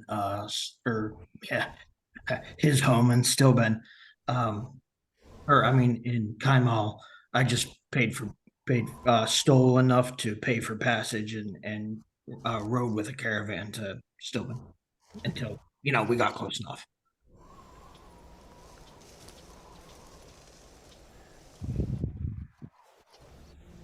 Very interesting. But why Stilben? I mean, you actually seem like you know the world. He smirks a little bit and he just says, "I was looking for someone, and I found them, which is why we're going back someday." All right. I guess that leaves you, Finch. What brought you to Dodger. Stillben? We've assumed that was Dodger's hometown, but we don't know that for sure. Yeah, we don't know We that. could be totally wrong. Dodger could be from Singorn for all we know. I think Judge Zarvog laughs. did specifically Or not. ask. I think Zarvog did once specifically ask Dodger if he was from Stillben. Yeah. Is that where you're from, kid?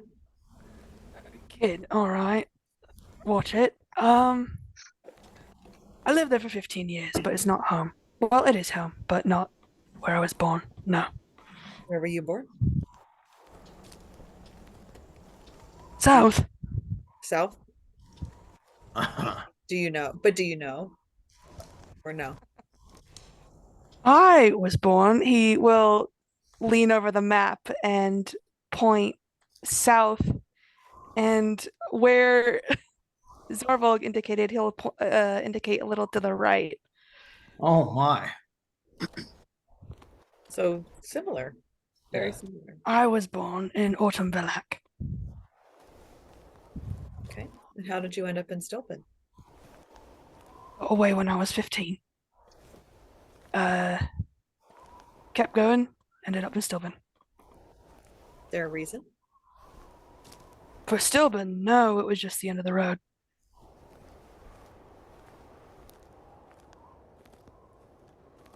What made you decide to leave with us then? I mean, You I may have noticed I wasn't exactly in with the clasp at the time. Were you at one point? Yes, right? Yes. So what happened?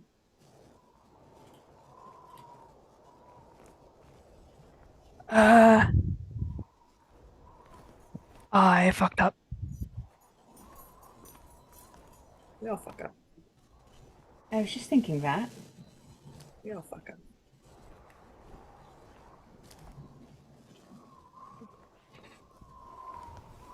So Dodger would probably be familiar then with kind of the state of affairs where Zarvolg said he was from, right? No, you should ask. I don't know if I want to ask in character. Sneaky. We're trauma Sneaky, bonding now. sneaky.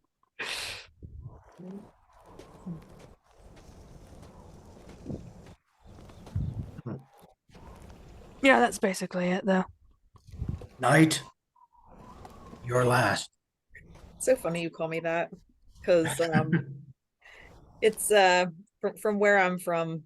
So I'm from Amman, and where I'm from, the concept of knighthood is so distorted, so antiquated. It's maybe not what you're familiar with or grew up with or heard tales of. It's very much just a title, if at all, if anything. And you know, it's really not what I think what a lot of people think that it is. I mean, and that's what I struggled with, honestly. So I grew up there with my family, my father, and my brothers, all older than me. So yeah, I had to be tough. I wanted to be tough, because I wanted to be like them. So they were warriors of the town, very well renowned. My father is very well renowned in the town as well. I'm not sure how much you know about that town's history and like its traditions, but fighting is a big part of that. It's a big part of my family. It's a big part of your honor. My father was a supreme champion of you know of some ring fighting. My brothers were champions of the same, and yeah, I was close to them, and it was hard leaving, but there were reasons that I had to go. So yeah, that's So why Stilben? there was no destination. I left Amman pretty quickly after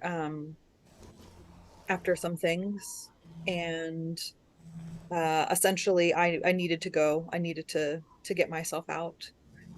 So I made the very quick decision to leave, and I had no place that I was trying to get to. So I just started walking. That's where I ended up. But yeah, it wasn't an easy decision, but it was the best decision for me and for my family at the time. I think about them every day.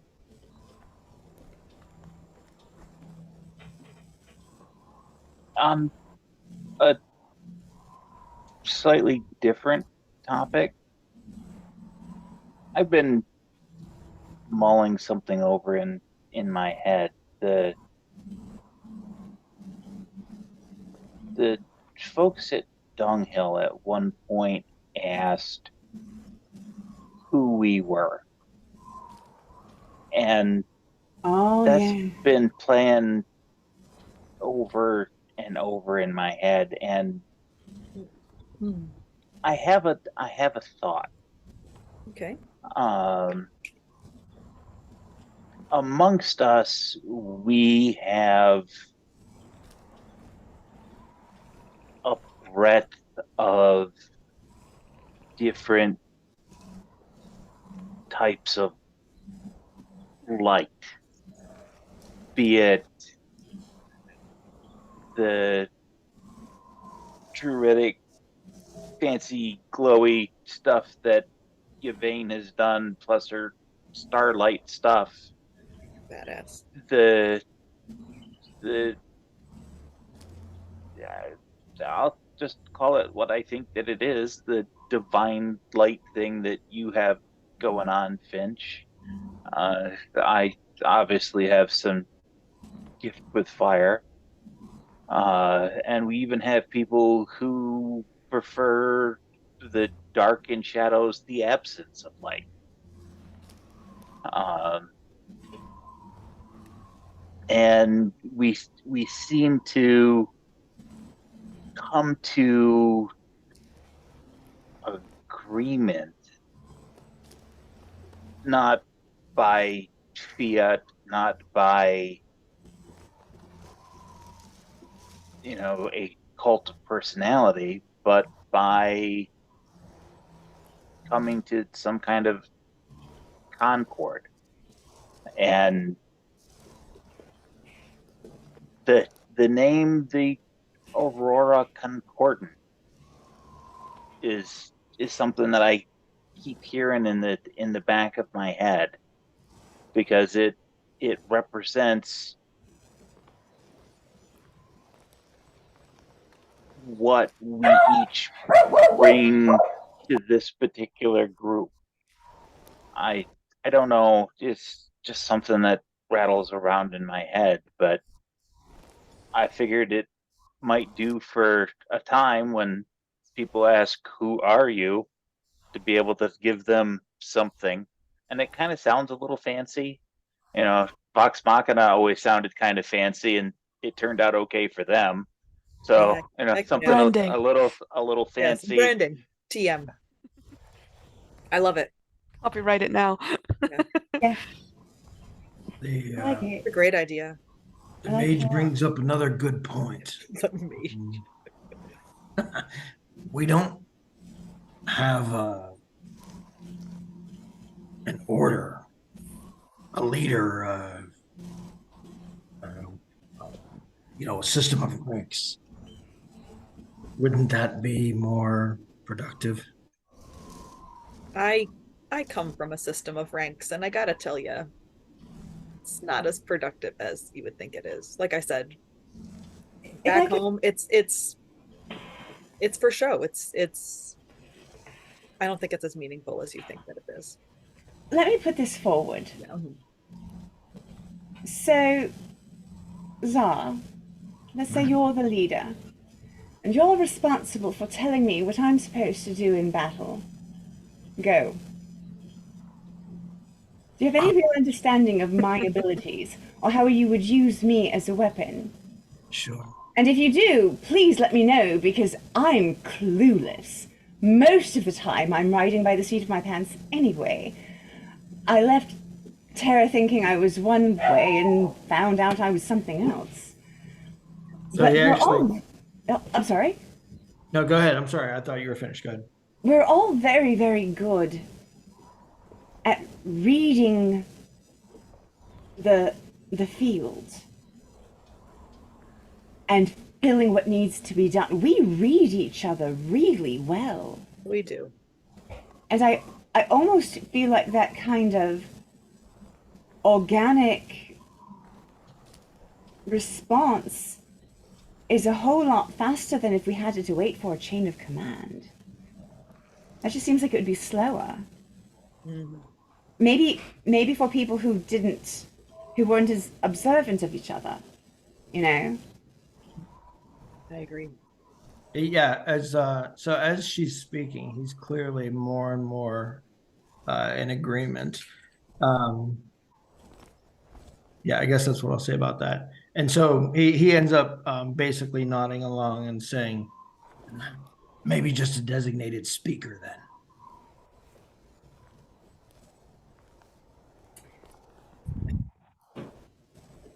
I think we should put, and I'm always putting it this way. Let's take that case by case and we can discuss it. And here's why. I would have been a terrible person to handle things in Stilben. I think we can all agree that would have been a disaster. It was a disaster. Yeah. Sorry. But Dodger. Was perfect. He does a I'm little bow. probably the best person to speak He to tips his the invisible hat. I may be the best among us to speak to the Ashari because I am Ashari. And I know that if an Air Ashari came to Terra, simply by introduction there would be a certain all right, there's certain all right, if you're who you say you are, then you're all right, you know. I don't know, it's just sort of a friendly leg in the door. That does make sense. But in other situations, Ember's been Great. best with people, you know. In situations that involved more aristocracy, maybe Finch would be the better person up front. If we were trying to deal with people who knew the woods, with people who were getting information. I mean, do you see what I'm saying? Like, we each have our own way of communicating, and so we should, whoever's right for the job should be the face in that setting. Does that make sense? Or does that just seem ridiculous? No, that's one of the reasons that I like Concordant. It's drawing those disparate elements together to make something that's, it's going to sound incredibly cheesy, but something that's greater than the sum of its parts. You know, the reality over the last couple of weeks is, it's clear, at least to me, that we are better and more whole as a company than we probably ever were as individuals. And that's an interesting thing to know. And I think it may be something that not lots of people realize. And I'm exceptionally thankful that I have an opportunity to meet you folks. And I, for one, am glad for your company.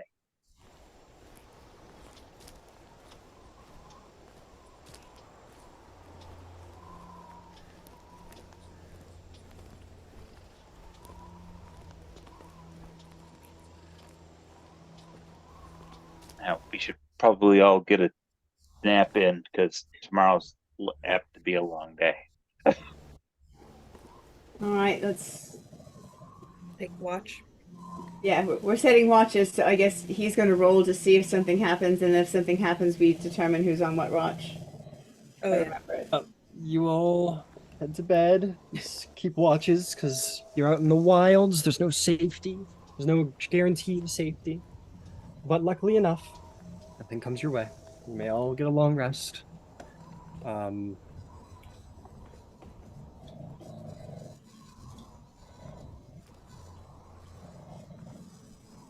yeah, and I'm just gonna hand you how drying the meat works, Ember. I don't believe your ring carries like exceptional facilities with inside of it. It Nothing it specific. it doesn't, but Mhm. I can create bonfires at will, Yeah, effectively. absolutely. So the Yeah. ability So to heat it and cook it should be relatively straightforward. yeah. So in the little thing I've got here that simplifies it but also complicates it. There's three ways to do it. You can either do it through an oven, which takes about, you put it in the oven for about 6 hours in a controlled heated temperature. A smoke hut, which takes about 2 days, requiring periodic checking. And lastly is by the sun. But you need to have it on a hot stone hanging from a rack. There's a high chance of it spoiling, and it needs to be in direct sunlight. Uh, that needs to be like over 85 degrees Fahrenheit. So sun's out. That's definitely not an option up here in the mountains. You guys don't have a smoke hut, so your last option would be like an oven. I'd be willing to allow like, I would say there's a DC check if you just want to use like an open campfire and try and use that as sort of a form of like being able to dry it out or cure it out with heat and time. It'll take about 6 hours, so you guys could periodically like throughout the shift try and make that happen. And then I'll just roll a little dice to see if it spoils or not. It's just like a random check. See if it, oh, and unfortunately, yes, the meat does expire. It does spoil. The raw meat requires successful check requires results in a filling meal. Failure results in. Yeah, we're not gonna bother with that. Yeah. So unfortunately, it seems that so you guys like eat the food and you cook it really good. But it seems for whatever reason the meat spoils as you try to cook it. Mostly because there was probably something wrong with the lion. Maybe it was in having some kind of like sickness or something like that. Uh, and unfortunately, the meat does spoil. But you do get yourselves a meal for the night, which is nice. Okay, so with that, the next day comes. You guys don't know how long it's going to be there. So you're pretty much just following the path until you get there one day, but hopefully. But Zarvog, you do think that on this next day you should be able to climb the edge of the peak. It definitely looks like there seems to be a sort of larger mountain range structure that you're moving into, and you should sort of crest past that next peak, to getting toward the end of the day, Right. if travel goes well. Weather check? Yes, weather check. Apparently, it's another sunny day today. Another sunny day today. Should No be a weather good day for problems today. travel. Yep, which is good because I could always complicate things. Okay, you guys begin traveling. And the dice just want to make this as interesting as goddamn possible.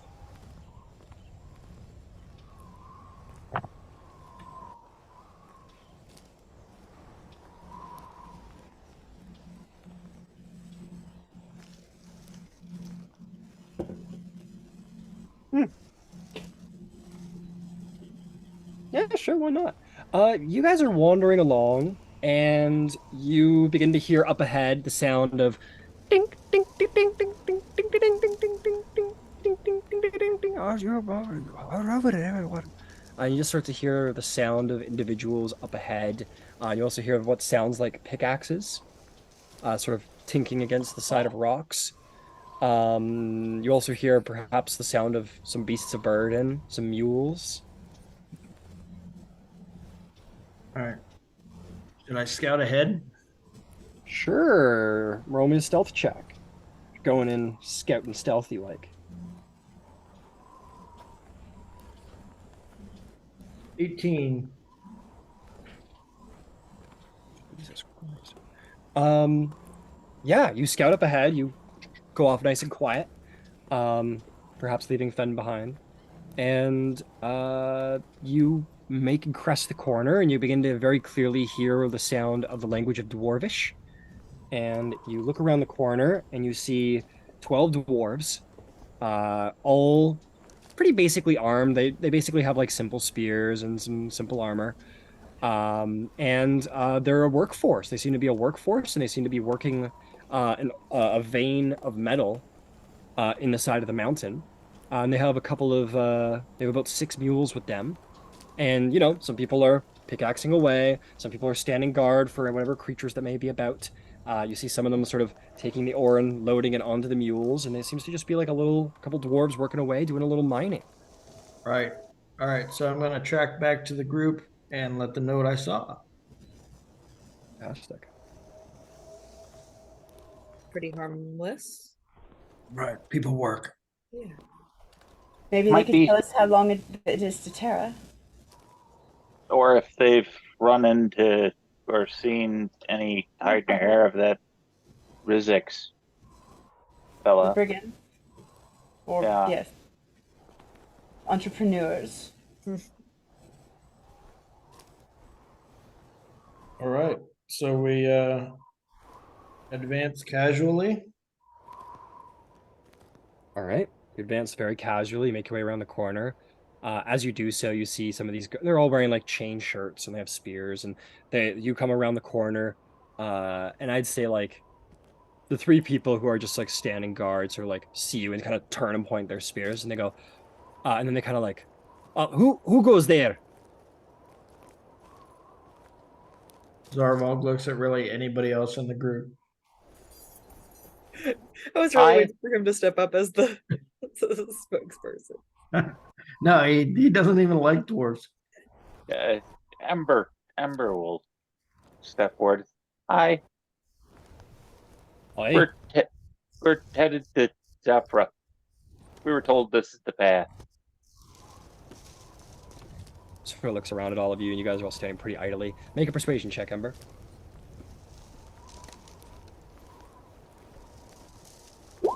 17. 17. Yeah, and you would have seen all the dwarves have like stopped work, like not like all gone completely hostile, but like you can see they've kind of stopped work and maybe they're looking around for where their spear is nearby, but they're just kind of watching to see what will happen. This guy goes, "Just on your path to Zephrah, you say?" Yeah. All right. All right. Well, kind of like looks. The guy looks at you, Finch, sees your sort of knightly get up, and looks around the group and goes, "All right," and just kind of like puts it. Goes, "I think that's fine, man. Back to work." Kind of like go back to work, and you guys are all out here in the middle of fucking nowhere. A couple of Right. strangers armed to the teeth showed up. It's good. He goes, hope you don't mind our caution, friends. It's a dangerous world out here." Yeah, we heard that there's some nefarious types here in the peaks. We were told to make sure to avoid some guy named Rizix or something like that. He's some sort of headhunter or something. If Yeah, you say so, I'll keep an eye out. Thanks for the warning, but I never heard of any Rizzik around here. You know how many days further on it is to Zephrah? We've never you been should there before. Oh, it's all right. We've made the journey a couple times. We don't really live there or anything. We just mine in the mountain. But no, you're not far. You probably get there by the end of the mountain's a little treacherous, so you probably get there. I'd say maybe around tomorrow midday, which essentially translates to probably tonight because he doesn't know how capable your ranger is. Would you be interested in lunch? We could make a fire and we could share a meal. Make a persuasion check. Please, no. That'll be a 9. A 9. It goes, oh, so really, like, he looks at his other compatriots and they kind of have like a similar look to Zarvog, but they're like, shake their heads and go, "Hey, it's quite all right, friend. We just had lunch, in fact." Oh, okay, fair enough.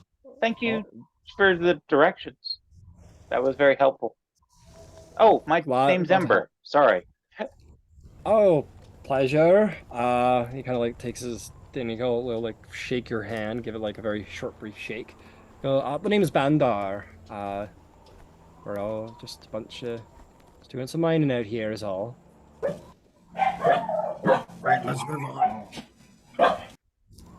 Well, Uh, I hope your vein never runs dry. that's kind of you to say, sir. All right. Well, good luck on your travels. Careful. Zarvo kind of starts tugging at Ember to pull him along. Come on, Mom. I know you met your friend at the mall, but I don't want to stand around while you talk to him forever. So embarrassing. Oh, Mom. And once he thinks they're out of earshot, he kind of mumbles an undercommon. Dwarven miners. No, I really don't like it here. I didn't hear that. Yeah. Just to be clear, like, for those of you who don't speak the Undercommon, it's not a very delightful language to hear on the ear. It sounds like black speech from Tolkien. I think I've said it before. It just sounds like and it's like It's the it's fuck? harsh. It's harsh. It's some I see. You're like, what the Which fuck? is probably very weird coming from Evane, who's just cute as a button. Yeah, Yvain's just like adios. It's like, It's like oh creepy shit. language. Ooh. Oh shit, I- Yvain. What the I'm fuck? pretty certain it's a language, but I got no idea. Zarval, she says, okay, you cannot hold those doors against Terra or against Zephrah. They said they're not from Zephrah. He just But she won't says care. it in Undercommon. She's like, they even said they're not from Zephrah. So you can't hold them against it. The Ashari have no He claims just on kind of dwarf grumbles and miners. shakes his head a little. Amazing. Ember's just gonna look between the two of them, very confused and perplexed. So if I don't practice my languages, I'll lose them. I'm very flighty, if you hadn't noticed. And I suppose either of you speak Sylvan. Now that Feroxy's gone, I don't have anyone to practice. Dodger, do you speak Sylvan? Let me check my languages, but I don't think so. No. You speak got Elvish? Elvish. And I in did. Elvish, she's gonna say, ask, do you speak Elvish? Fucking elf, aren't I? Yes. We were just having a discussion on the nature of the citizenry of Zephrah, and what Zephrah should be responsible for or not in regards to dwarven miners who may or may not be near Zephrah. Is all. It's nothing. We didn't mean to be rude. I'm sorry. Zarvog understands Elvish and scoffs.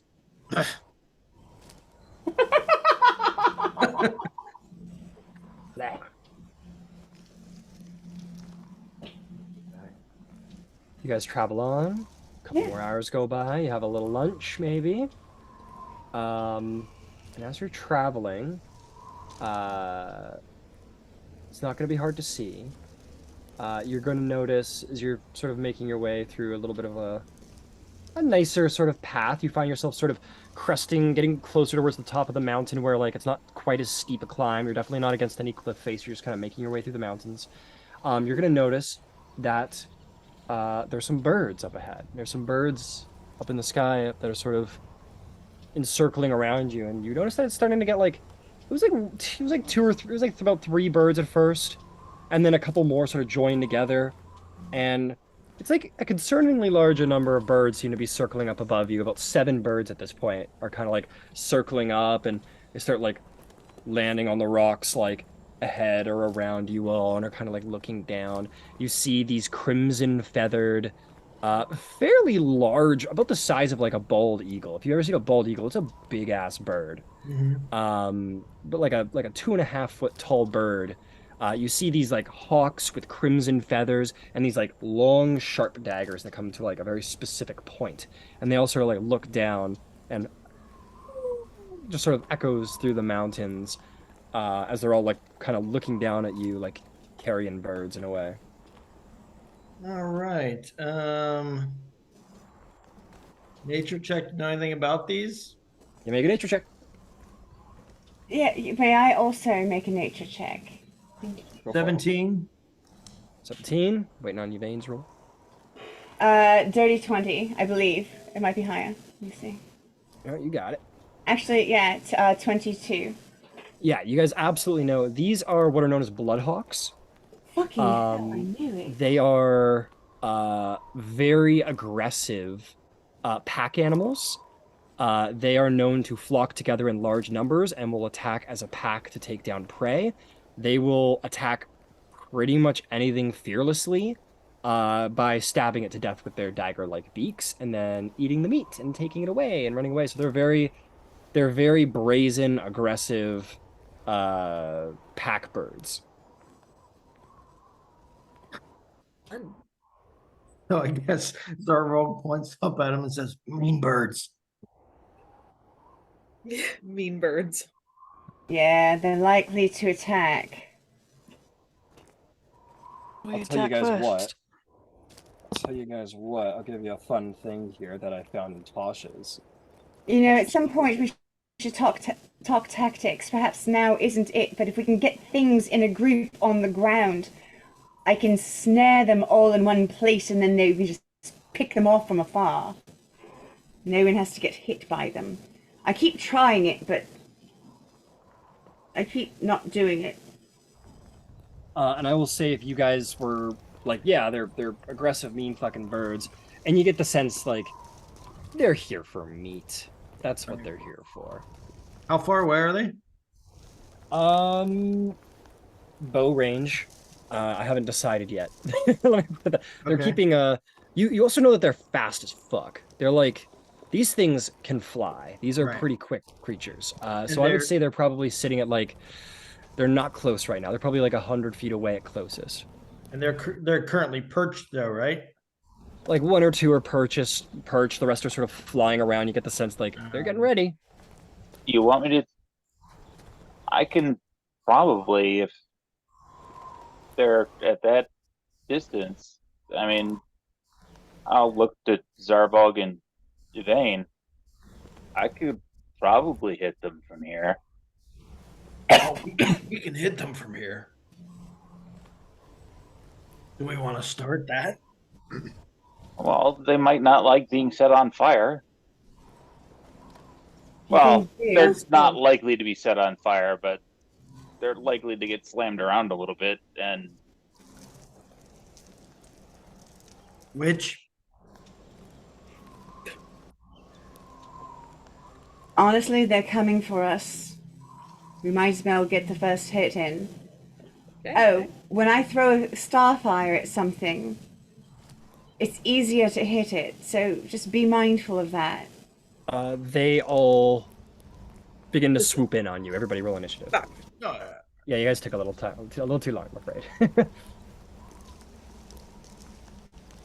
They're not going to get the first attack or anything, but yeah, initiative definitely begins. Finally. Sort of swoop in, begin to make their attack runs. Want to buy Gift of Alacrity. Just send me some money. I'm kidding. Right? I'm kidding. I'm kidding. I'm just gonna keep saying that every single time. Well, when we see Ozzy and Zephrah, I'll ask them. Okay, but at level 4, you could take Magic Initiate. Huh? Yeah. Magic Initiates? Mhm. Right? You get 2 cantrips and a spell. I think it's the spell of your choice. It could be Gift of Alacrity. I'm just saying. Because that would not be a waste. I would probably say in the world of Exandria, there might need to be cause that you have Dunamancy just at your fingertips, you know? Yeah, no. He's right about that. Yeah, like, how did that work out? I just magically came up with Dunamancy one day. Well, I mean, if Ozzy's I there- invented it, you guys. Me. It is me. I am actually a Luxon.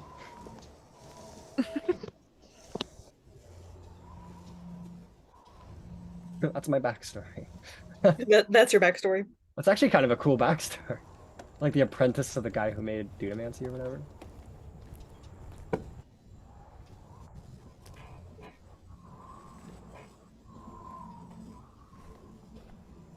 Okay, I'm thinking that's probably the setup. Tailspire. There are some storms here, so I apologize if I get cut out and come back. Just stop the storm. Right. Just stop it. Stop it. Low control weather. Oh my god. I wish. Oh, Silly. what are you doing? Tickles. Step Paladin, what are you doing? Whatever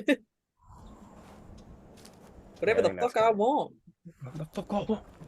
I'll probably put one like right there. They're not that. A pretty little mountain. Just a couple of happy trees. Yeah, right. It is a nice mountain now. Yeah, it's getting nicer. Happy little Oh, let's roll for blood hogs. Let's see how these blood hogs like the taste of meat. Meat in the morning.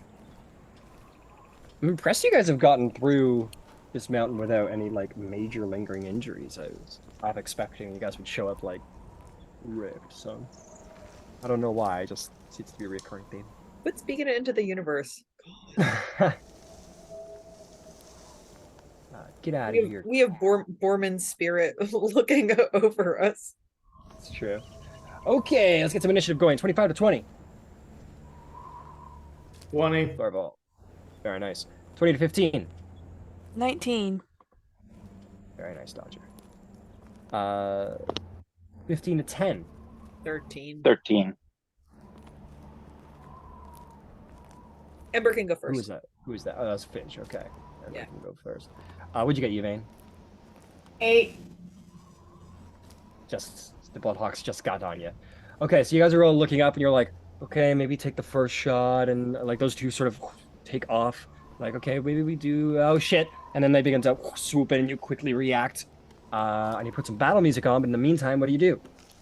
Oh god. Are they? I guess that's them on the. So they're not all grouped up. They're coming individually. I don't know. This will work. Yeah, like they're like a pack, but like you could definitely see that they sort of like did like encircled a little bit wider space, but they're all gonna sort of like come down together. Sure. Okay. Yeah, they're all like going into a dive right now, which is what you're reacting to. Right. All right. So I guess the closest one to me. I'm Hunter's assuming Mark. this is the same marching order. Is that fine by everybody? Yeah. Yeah. Okay, cool. Sure. Okay, they're all pretty evenly spaced from you, Zarvog. You take your pick, which one you want. Okay.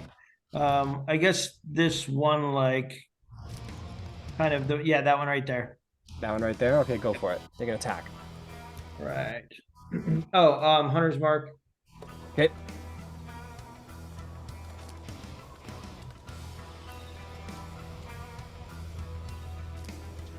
$21. 21 hits, roll some damage.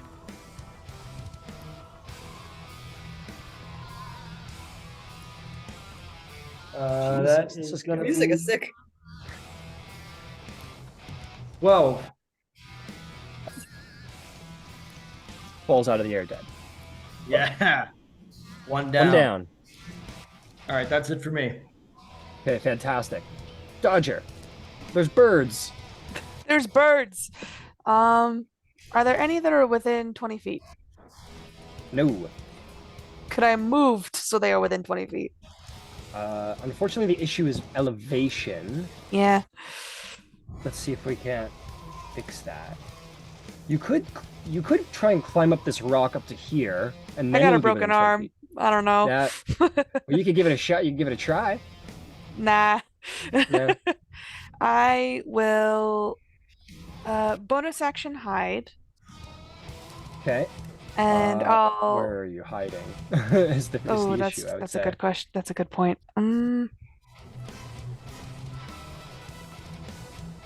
Not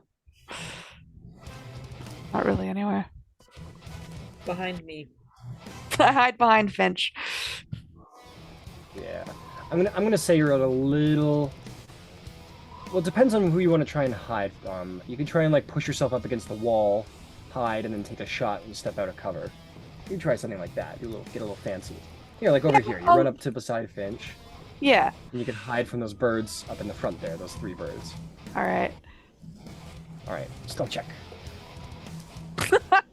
No. No, that's a 7. Oh, unfortunately, so you like I tripped. die behind this rock, and you like trip and like break your nose or like bust your nose against the front of the rock. You're like, God, my It's fucking always the nose. fucking nose. You don't break it, but it hurt. Then I'll hold my action with I'll actually hold my attack with a dagger for if any of them get within 20 feet. Sounds good. Okay, Ember, what's the plan, my friend?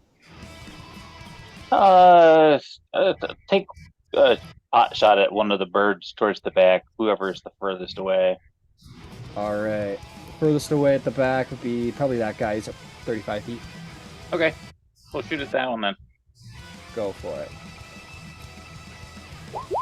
And I'm betting an AC 8 does not hit squat. Sails a little by, unfortunately. Anything else? No, that's it. All right, Finch. What is our group like arrangement? You've got Zarvolg and Fen in front of you. You got Dodger beside you, and a little ways back you have Yvain and Ember. Okay, so and it doesn't seem like it really matters based off of where these birds are. I'm going to hold my action, so an attack with my warhammer if any of them come within melee range. Understood. Yeah, and that's it. Okay, it's burden time. Let's see. Okay, this one, we'll just go from back to front, I guess. This one's gonna swoop in to go get Ember. Let's see if that's 20 feet for you. Nope, not quite 20 feet, unfortunately there. I guess this one will just kind of land. And this one is gonna fly behind you, Ember, and pretty much do the same thing. It's gonna, well, I'll stay in flight a little bit.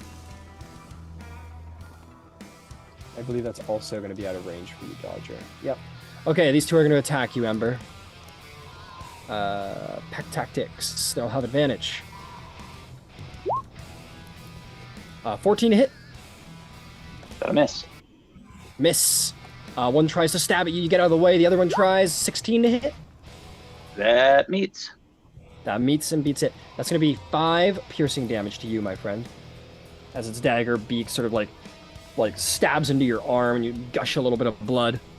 And they're, I think, going to stay put because of opportunity attacks. They're not really that smart. They'll fly away. So they'll go back up another 30 feet. You want to take an opportunity attack there, Ember? Yeah. Do you have a weapon? Or Yeah, it's I have sort a of spear. combat, so yeah. Yeah, go for it. Spear away. AC 22. Nice. 22 will hit. Go ahead and roll damage. Whopping 2. 2. The bird takes a glancing 2 damage as it flies and ascends away. This one's going to come in because pack tactics are a thing. Is going to come and attack you as well, Ember. But not before coming into range of you, Dodger. Go ahead and make your attack. Woohoo! That's probably not. Let's see. That's a 10. A 10, unfortunately, is not going to quite hit. Your dagger sort of sails by the beast. Fuck!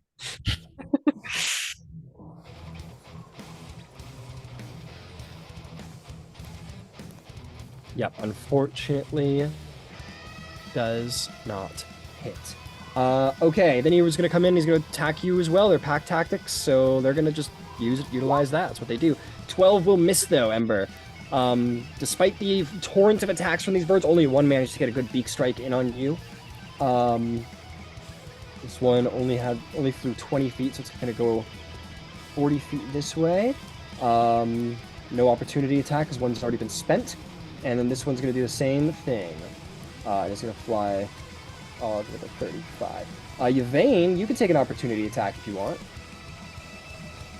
You know something? What the hell? I will. Why not? Go for it. Oh shit, that's not too bad. It's not great. Oh, it's not gonna hit. It's an 11. No, unfortunately, try and get it. Gets out of the way in time. It's a little speedy. Okay. Let's see. Where are they going? Flight Leader Bravo is gonna fly in. Who do we want? This is the Who first do we time want? anyone's ever seen Yvain swing her mace. 50.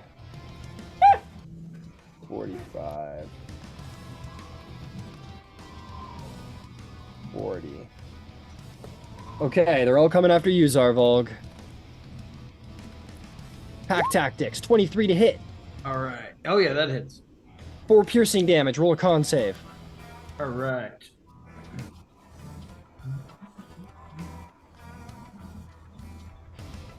Well, 12, you maintain concentration, well done. Next one attacks. 12 to hit. a miss. It's a miss. Next one attacks. 19 to hit. Hit. 6 piercing damage, go ahead and roll a con save. Nat 20. Alright, you're good. You maintain concentration just fine. This one is going to fly up 5 feet to get out of that melee range, if possible. Opportunity attack for you, Zarvolg. And for Fen, if Fen wants it.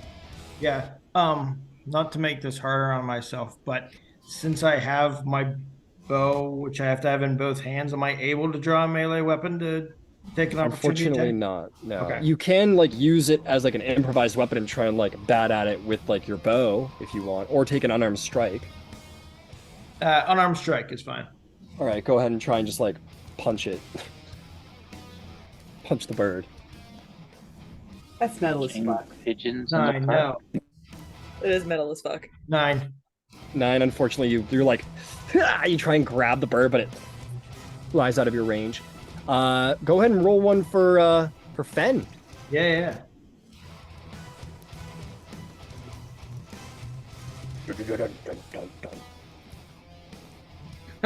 15 for Fen. Oh, Fen wait. jumps no. into the air. Plus, hang on. It's even better than that. I keep forgetting he has a bonus. 15 should hit. Yeah, That should hit. Yeah, you're gonna hit. like an 18. Oh, yeah, easy hit. Go ahead and roll damage for Fen. All right. Fen's the Slayer, dude. Right? There isn't That's the anything Fen doesn't attack that it doesn't He's kill. very bitey. Ben has the most. How do you want to do this? 3. I think he does. He does too. 3 damage, and I believe, as a Mastiff, he needs to make this bird needs to make a Strength save or be knocked prone. Right. The bird, unfortunately, does succeed its save and does get away, but takes the damage. This bird at 45 and is going to is going to 15 feet out of there, which is actually my mistake. This one had 10 feet, so he's going to go a little extra higher just in case. We'll do a little diagonal action. And this last one is going to ascend away, which is going to open an opportunity attack for... Oh, actually, Finch! Go ahead and make a... You were holding your action. Go ahead and take that attack. Yeah. Let's see. Finch. Oh my. 19 to hit. 19 will hit. Roll some damage. 7. 7 kills the bird that would have attacked Zarvolg. So keeping things in order as that bird flies in beak first to stab into Zarvolg, Finch, you just bam, just underhand slam it and kill it before it can hurt Zarvolg. Zarvolg takes 6 points of health back. Oh, nice. All right. Thanks, Finch. Yeah, it would have been dead before it got the chance to hurt you. I'll nod. Well done, well done. Yvain, it is your turn. You can now add Bloodhawks to your potential beast shapes. But yes, what would you like to do? Alright, so how many people are currently injured? I would Is say this Zarvolg Ember? and Ember, yeah.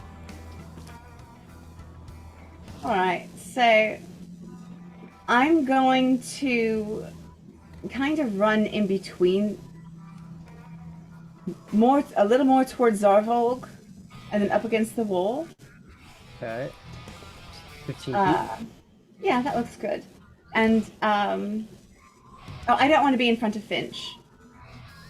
Well, I if would you rather want, be okay, behind you want to be Finch. beside. Well, you Yeah. can't.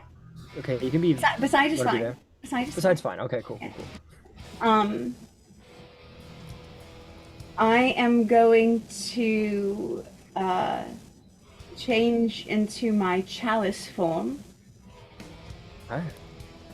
and I am going to send a healing word over to Ember, and then something else to Zarvold, but I have to look at my sheet to see what the hell it is. I don't remember.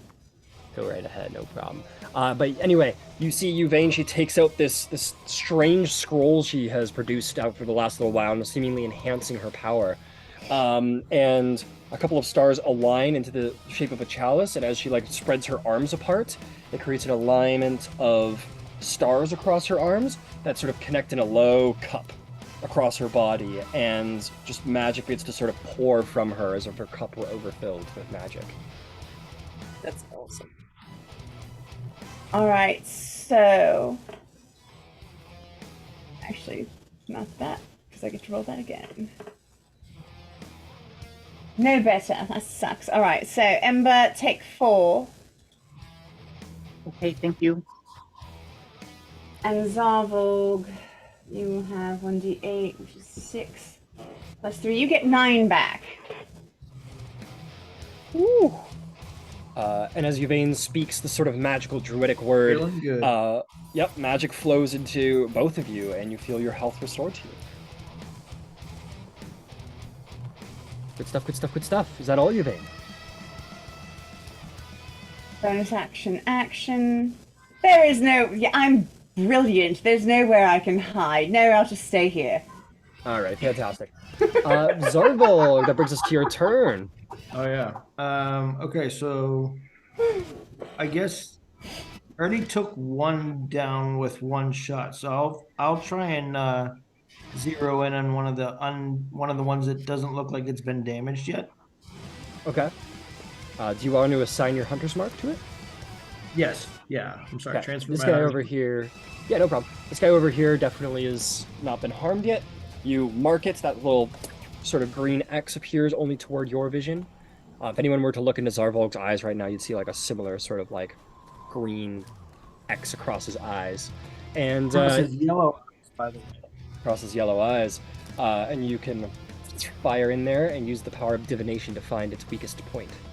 24. 24 will hit. Roll some damage.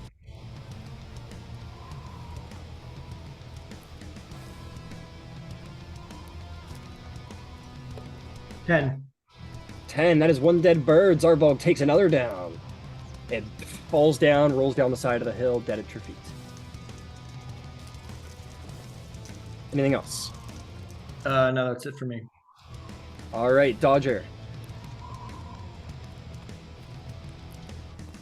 Where am I? I can't tell. You're right there. And this one bird right here is within 20 feet.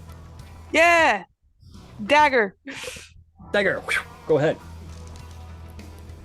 Come on, Dodger. Hit 1. Ha! Not 20! Oh, shit. That's a dead bird for sure. Nice stick. It falls to the ground dead as the arrow, as your dagger just, like, you throw your dagger and it fully just like goes like, just like whirls in like a big spin and just like fully cuts it right down the middle, bisecting the bird, falls into 2 parts onto the ground. Just for flavor, I did get max damage, so that feels good. Very nice. So yeah, that bird, you well overdid its hit points. Very Super good. dead. Finch looks at Ooh, Dodger and goddamn. goes, fuck. Smell where that came from. Nice. All right. Anything else there, Finch? You have a bonus action movement. That's you, Dodger. Or Dodger, not Finch. You could wheel around that rock and get into some hiding if you want. Yeah, sure, I'll do that. Okay, you wheel around 5, 10, 15. Yeah, easily you get there. You kind of hide behind the rock. Go ahead and make a stealth check. Stealth check. Okay, that's not as bad. What's my stealth again? That's a 16. 16, very nice. You get to sense those birds don't know where you are. Maybe. Okay, Ember, what's the plan? Okay. How far is it from Finch to me? Finch is 20 feet away from you. Okay. So I am going to move up to Finch with an exaggerated limp and Okay. stand with my back to Finch. Hey. And I'm going to hold my action. Okay, what are you holding your I'm action to waiting. do? I'm waiting for a couple of birds to come down to have a peck at me. Okay. I have some fire planned for them. Very nice. All right, Finch, what are you doing? I am going to. How many are left? Three. 3. Four? Okay. I am going to touch my shield, and I am going to cast the light cantrip. And I'm going to start waving my shield at them to try and get them to come down. All right. Interesting. Yeah. Why don't we call it like either an let's call it a animal handling. I'll give you like call it like an animal handling check, I guess, to sort of like if you can. I'll give you advantage. You can spend your whole action on it, so I'll give you advantage. Let's see here. 17. 17. Okay. You're kind of like flashing light at the birds, and the birds seem kind of like ooh shiny, and they seem to want to come go get the shiny. All right. Is there anything else? That's it. All right. Birdies want the shiny. This one flies in right up to you, Finch. Of course, they're all going to attack in unison because that is what pack creatures do. This one's going to fly right over your head, Ember. And this one's going to fly to get Finch as well. Ember, I'm feeling like you were holding like your cone, right? Yeah. I'll tell you what. I'm doing them one at a time, but in real combat, they're all coming in at once. So I'm just gonna say go ahead and roll the damage, and you catch all of them in before they even fly past you. Okay. It's a Dex 14 for them. Dex 14. Okay, one rolls a fucking nat 20. One rolls a nat 1. And one rolls a 4. So one gets away with 6. I'm gonna say is the first guy I moved, so he's alive with 1 hit point. These two are fucking dead. They fall out of the sky. Dead as dead can be. This bird, after that, gets seared and scorched and is at 1 hit point. Sort of flaps, sees his buddies are dead, and rethinks his whole life, and doesn't want to buy death sticks, and he flies away. And he just fucking 40, and then uses his full action to do another 60 away. That bird turns around and gets the fuck out of dodge. And you lose it very quickly in the scape, or the mountainscape. And that is the combat, my friends. You've done it and succeeded, and there are some dead birds around.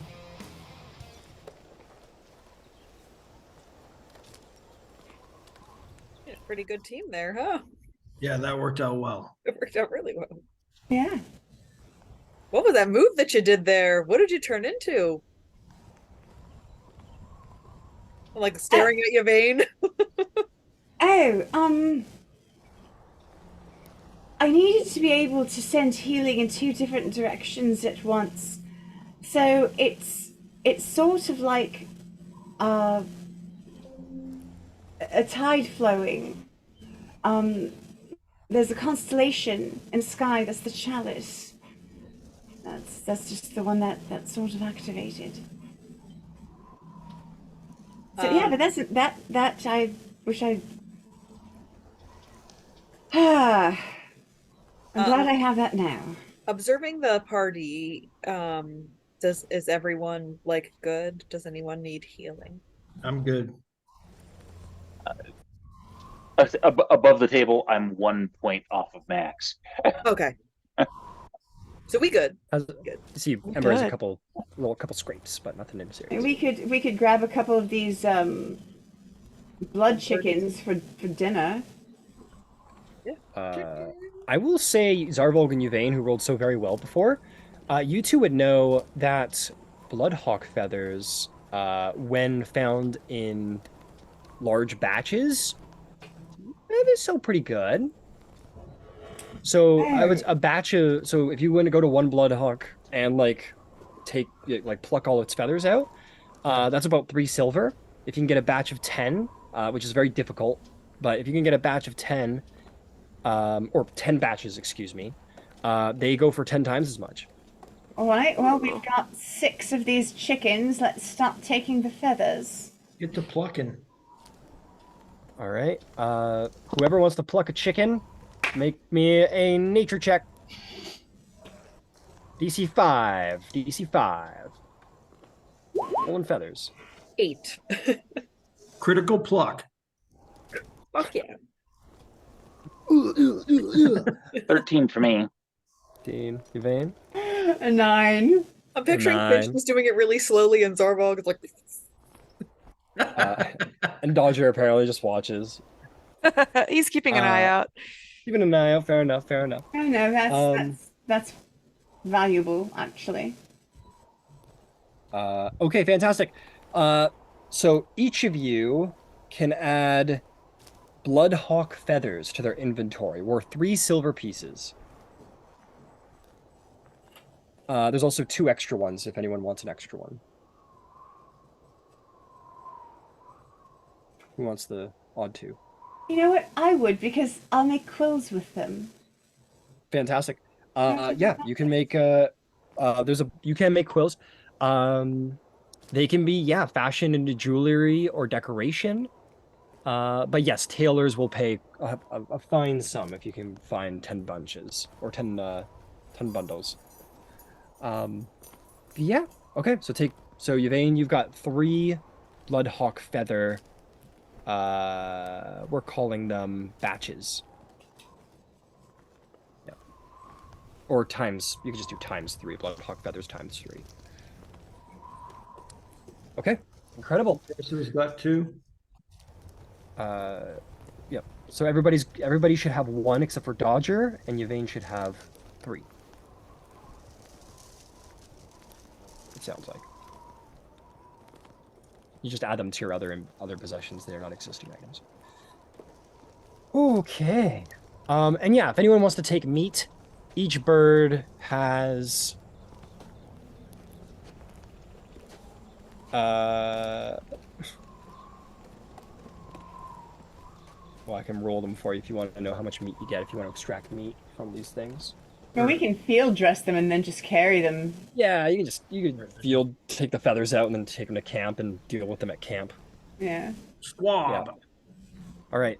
So each of you remember that you have, or maybe one of you, maybe Zarvog, you just like tie them all by the head together and you've got like 6 Bloodhawks over your shoulder. Yep. Okay, fantastic. You guys proceed to continue your travels for the day. It's back on the menu, boys. Jesus Christ. This day. Before we go to break, I just want to get this all done. Ooh, this is cool. Okay. We're gonna do this correctly. We're gonna do everything very correctly. Yeah, you guys are gonna love this shit. Okay, first let's get those checks out of the way for like daily travel, see if you hurt yourself or anything like that. Okay, so I need a group. Everybody needs to make me an athletics check at advantage. I'm DC 15, yeah. 25. Difficult. 25, very good. 22. Roll well. 17. Good. 30, I got 20. a 14. Oh, Dodger, dang. do you want exhaustion or damage? I'll take damage. All right, Dodger, you take 13 bludgeoning damage. You're Jesus walking Christ! along. Yeah, some rocks fall out from under you, and you go, ah! And you like fall like 50 feet and like smash your head on something. We can take a short rest. Roll over some hit dice. Yeah, if you guys want to sit down and take a. Oh This my is God. interesting. Doing this? Can I do that? Yeah, sure. Like after the incident, sure. Yeah, you guys want to sit down and try and take a short rest? Yeah. Sure. Yeah. And if we're gonna do that, more specifically, why don't I try cook a couple of the squabs? Absolutely. Because if I spend the time to do that during Okay, a you get short the temporary rest, hit point thing. Well, more importantly,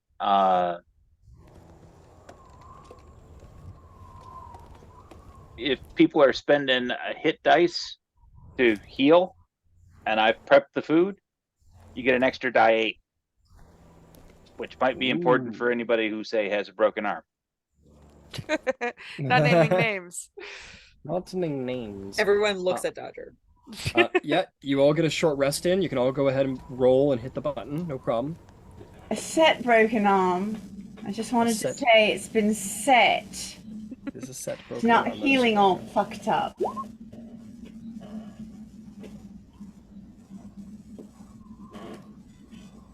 Let me know when you guys are good to keep going. Yep, I'm good.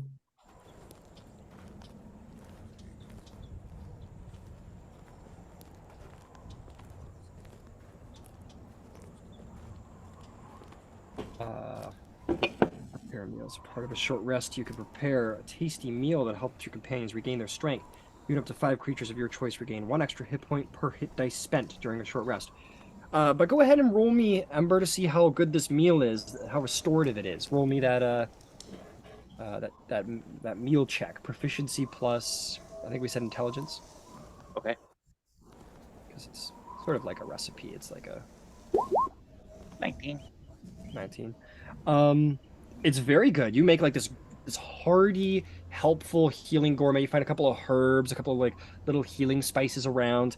And yeah, on top of that die 8, go ahead and add an extra hit point to your health for each hit dice spent, folks. Incredible. Is that all? Are we good to go? Good to keep going? Yep. Good to keep getting eaten up by rocks? All right. Acrobatics check from everybody now with advantage because of Ranger. Thank God. Yep, 14. 22. Nice. 11. Oh, 14. all right. Finch? You're muted. 14. Okay, you 4. So Dodger is like, oh, my head. Good thing we took a short rest. And then, like, over the next hour, you guys are like, like all around. It's like somebody like put a mountain and you 4 inside and just went like this. So I'm just gonna go around. Zarvolg, you want exhaustion or damage? I'll take damage. Okay. Ember, you want exhaustion or damage? I'll take exhaustion. Okay. Yvain? Exhaustion. Okay. Finch. Go with damage. All right, 7 damage to Zarvolg and Finch as Ember and Yvain take exhaustion instead. Maybe like Ember and Yvain get like stuck under a rock slide or something. Like no damage, but you get like stuck under there and like you're trying to get out and the anxiety of being stuck under there and like being pulled out and you guys are like, ugh.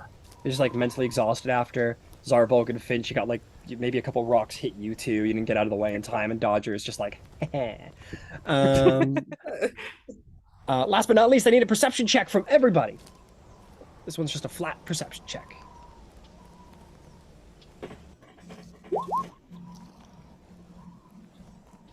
Thirty 20. 19.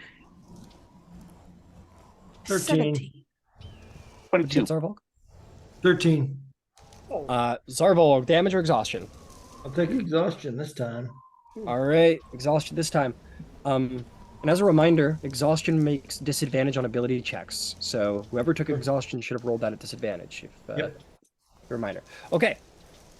You guys travel. Today was a bit of a rough day. You took down those Bloodhawks. You know, it kind of sucked a little bit. It wasn't the best day. Travel was a little hard, but finally, you crest up that mountain. Give me a half a second. You guys are gonna love this shit. Get ready.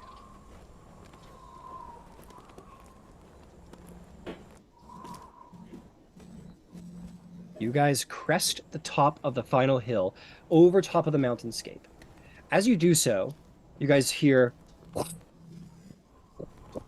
getting close, and everybody has this instinct of like, oh shit, duck! You don't know what's coming, but all of you sort of drop in this moment. flying over top of you about 20 feet up, still pretty far above you, this giant eagle soars over top of you, and you have this whoa moment as you see this big, beautiful, yes, Yvain, you will get it. This big, beautiful bird soars over top of you, and as you watch its tail feathers as it flies past you all, you look out in front of you and you see a beautiful sight. You look into a magnificent canyon. There are windmills. There is about 100 homes on top of a hill. As you look into this valley and you see a magnificent cherry blossom tree off to the side, gnarled but beautiful, as it has pink blossoms across it. You see towering peaks. You see misty clouds moving through the spires or moving through the peaks all along, and you see flying through the air on massive, these strange contraptions, almost like surfboards or sleds with massive wings made of leather or some other cloth-like materials. You see people flying, and as they begin to fall, you see a wave of a hand and they sort of poof up again once more. You see them more sort of dancing around each other in the sky. Fun. A beautiful sight down in this mountainous valley, this big, beautiful, hundreds of domed roofed villages, village homes, and also built into the cavern wall. You find yourselves in the village city of Zephrah. The air is shari before you, and the wind is strong but gentle, and it does emanate from here in this wonderful, beautiful village-scape that is yours to explore now. But we're going to take ourselves to a break for the time. Mm-hmm. And we'll come back and visit Zephrah in just a moment. You did it! You made it! Zephrah! Okay. You all find yourselves rising to your feet. You watch as that giant eagle fly up above the village without fear and with grace. And you see some of those riders on those strange contraptions almost sort of seem to swirl around or sort of like take notice, like call to each other, fly over, maybe sort of catch the current of the wind of the eagle behind it, and then kind of leave it be to fly off into the peaks wherever it was going. You see beautiful birds, other creatures flying here, and the windmills gently turning in the wind, which I have to say, nobody here has ever seen a windmill before. You like look down and you see What the fuck is these. that? Yeah, like There's a fucking monster. What the fuck is that? no, actually, no. I'm sorry. That's the stupidest thing. Windmills exist in other places, but regardless, I don't know. We were Maybe a going to little go with surprised. it. There's a lot of sights to see. Yeah, there's mills and stuff, but the point is that it is a place that clearly respects and enjoys nature. Some of you, like in the real world, may be not religious individuals, but nonetheless have walked into a cathedral and sort of looked around and felt a presence. It's like that. Yvain probably excluded. All of you find yourself having this very sort of experience of feeling the natural world and feeling the energy of the air and the wind and the respect the people of Zephrah have for nature and its creatures, and have this sort of that feeling of presence here, that feeling of maybe wanting to respect what they respect, wanting to be ingratiated in this. And for you, Yvain, you find yourself standing here looking at the fabled Zephrah, the home of the voice of the Tempest, and honestly, a place of stark opposites to yours. You have, there are similarities, of course, some unique modes of transportation, we'll say. But while your people were very much in a place of sort of, tremor and constant moving earth and having to protect yourself from the natural elements, as it's often a cause for danger, you find the people here living in peace and harmony with their element and sort of exploring it in an upward motion rather than a sort of across the land. It's stark opposite in many ways to what you grew up with, but in many ways familiar.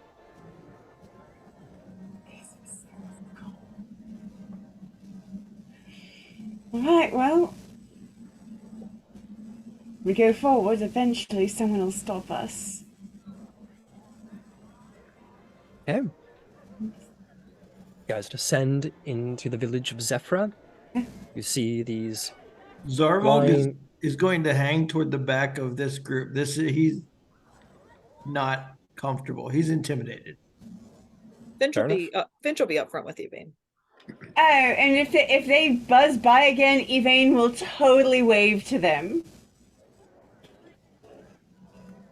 Understood. No, the bird seems to continue its path on into the peaks and mountains and probably disappears at a certain point past them. You make your way down the side of the path where it sort of careens out into sort of like a parted grass path, which then leads into the village of Zephrah.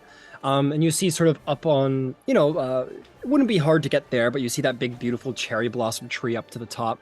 And you make your way into this wonderful, wonderful little village.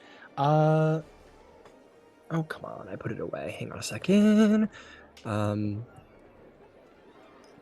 just want to make sure I'm making my description as cool as I can. You see the trees growing out of the... Oh, shit. Trees growing out of the cliff. Stop it. I'm trying to read here.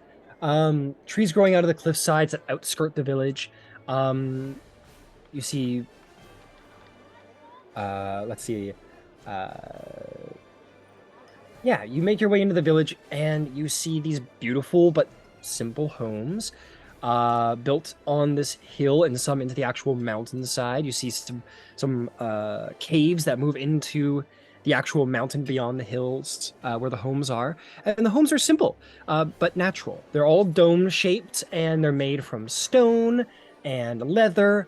And all seem well crafted, and intricate stripes of long curved wood appear to grow in strange shapes and are smoothed out across the side of each of the homes. This place very much seems to have taken nature and shaped it into the will of their own.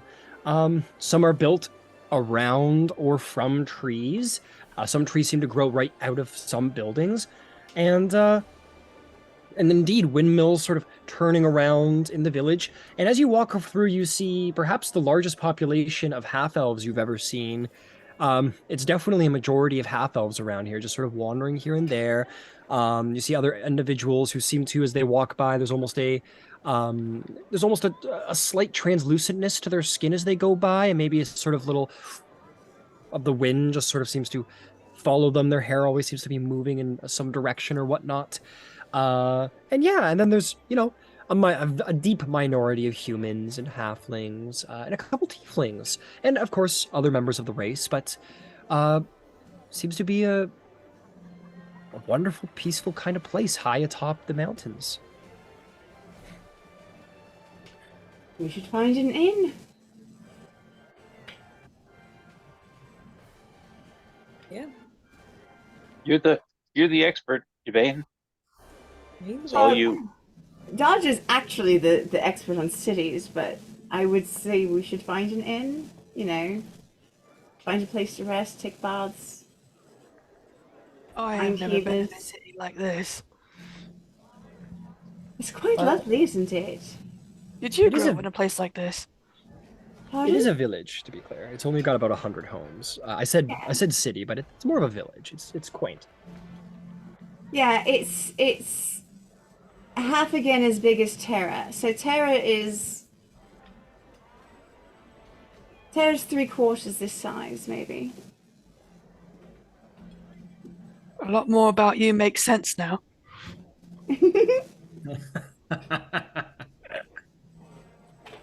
Everything just clicks together. Comes into focus. Oh. Yeah. We got it now. This is my idea of a big city, or it was until I went to Stilben. Oof.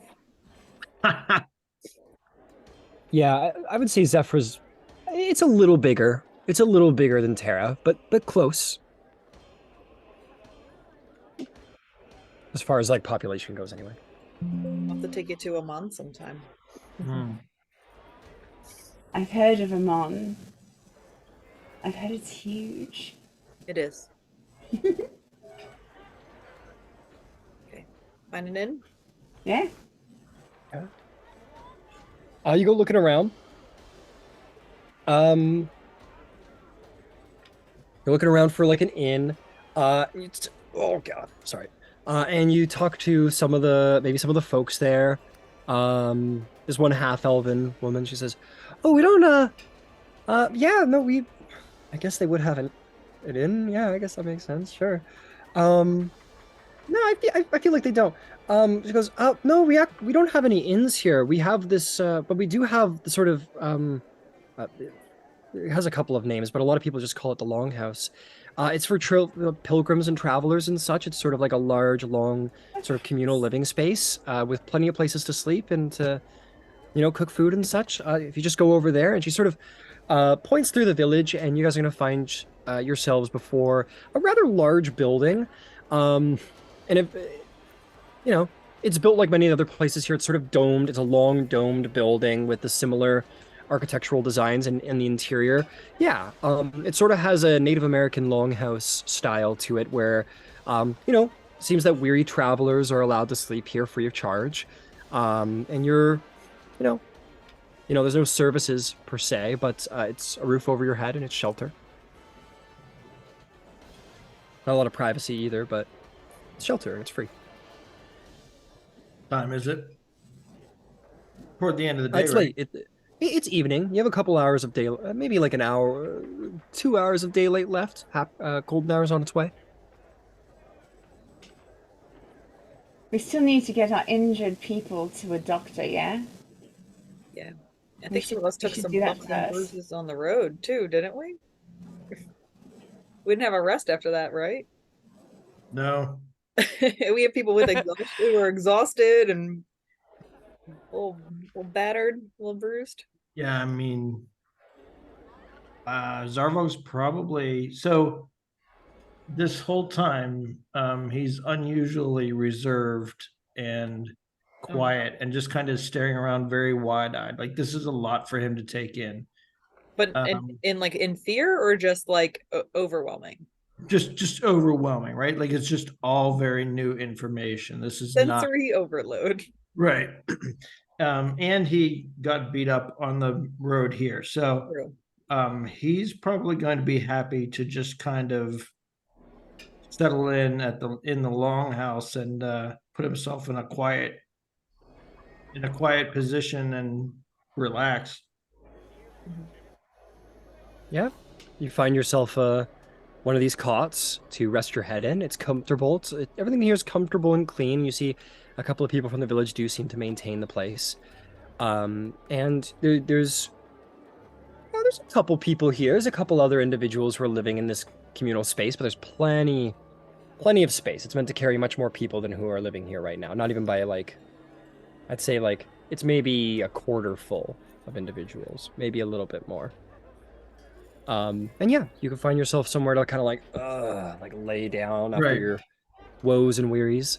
Yeah, he's going to make himself comfortable, take off any unnecessary, put his pack down and all that good stuff, and just kind of take a load off for a while. Fair enough. Fair enough. And you have dinner for the night. You got birds. And that's a note too. You guys could always bring those birds to someone here, and maybe get a little money for them, or maybe get a good word in or whatever. Bringing a large amount of meat is not a bad thing. We have tons of We should lion do meat. that would be a great way to. That would be a great way to find out what workers in the area as well. Mhm. Do we have the time to get our wounded to a doctor first? Do you think? I'm thinking that's a tomorrow problem. I mean, everything being equal. It'll we keep for really- one more night. Or the chickens? We can offer the chickens up to the other people here in the longhouse. If they've been here longer than us, they might know who the right people to talk to are. Yeah, that sounds good. We have lots of fresh meat. Let's share. Yeah. And we do. You want to We share it in where? Who do you want to share it with? I Just was the thinking people in the inside house, or- longhouse. Who's in the Okay. longhouse? Who's in the Also- longhouse? Yes, Who Sylvain? would we tell who would we tell about the poachers we heard about? We should tell someone. Yeah. All right. Well, who's in the longhouse? We'll start with that. Uh, you guys look around. Maybe a couple dwarves. Maybe these two dwarf siblings. A couple of humans. Like no one of terrible consequence. Um, yeah. You also see that there's a halfling going through their stuff in the corner with a rather magnificent greatsword, sort of leaned up against the wall as they go through their stuff. Finch, you know that halfling. Oh, Yeah. okay. So I will walk up then if I know who they are. Yeah. You kind of walk up and you go, did I leave it at home? I can't. Fuck, man, she sort of looks up and she looks you in the eye, and it's your mentor. She goes, Finch? What are you doing here? Yeah, and I'll say Kima, and like I'll hug her. She gives you a big hug, and she goes, what? She like pats your back, and she's like, what the hell are you doing I pick here? her up begrudgingly. She goes, okay, easy. And yeah, you put her down. I'm mind blown because I'm like, what are you? We have one of those Spider-Man moments. Absolutely. Yeah, she's like, oh, and just for the record, you guys see Finch talking with this halfling woman. She's about like 3-ish feet tall. She has sort of long, sort of half curling blondish brown hair. She's wearing what would be sort of like a light gambeson, something that a warrior would wear under their like heavy armor. And it's just sort of like in like knightly military-esque casual boots, no gloves. She has a scar over her eye, halfling pointed ears. And yeah, just seems to be wildly surprised at Finch's appearance here. And just a sort of talking, and you see this magnificent great sword sheathed against the wall. Beautiful, has almost like silver wings for the crossguard. Beautiful piece of weaponry. And she goes, okay, well, you first. How did you? What are you doing in Zephrah? Long story.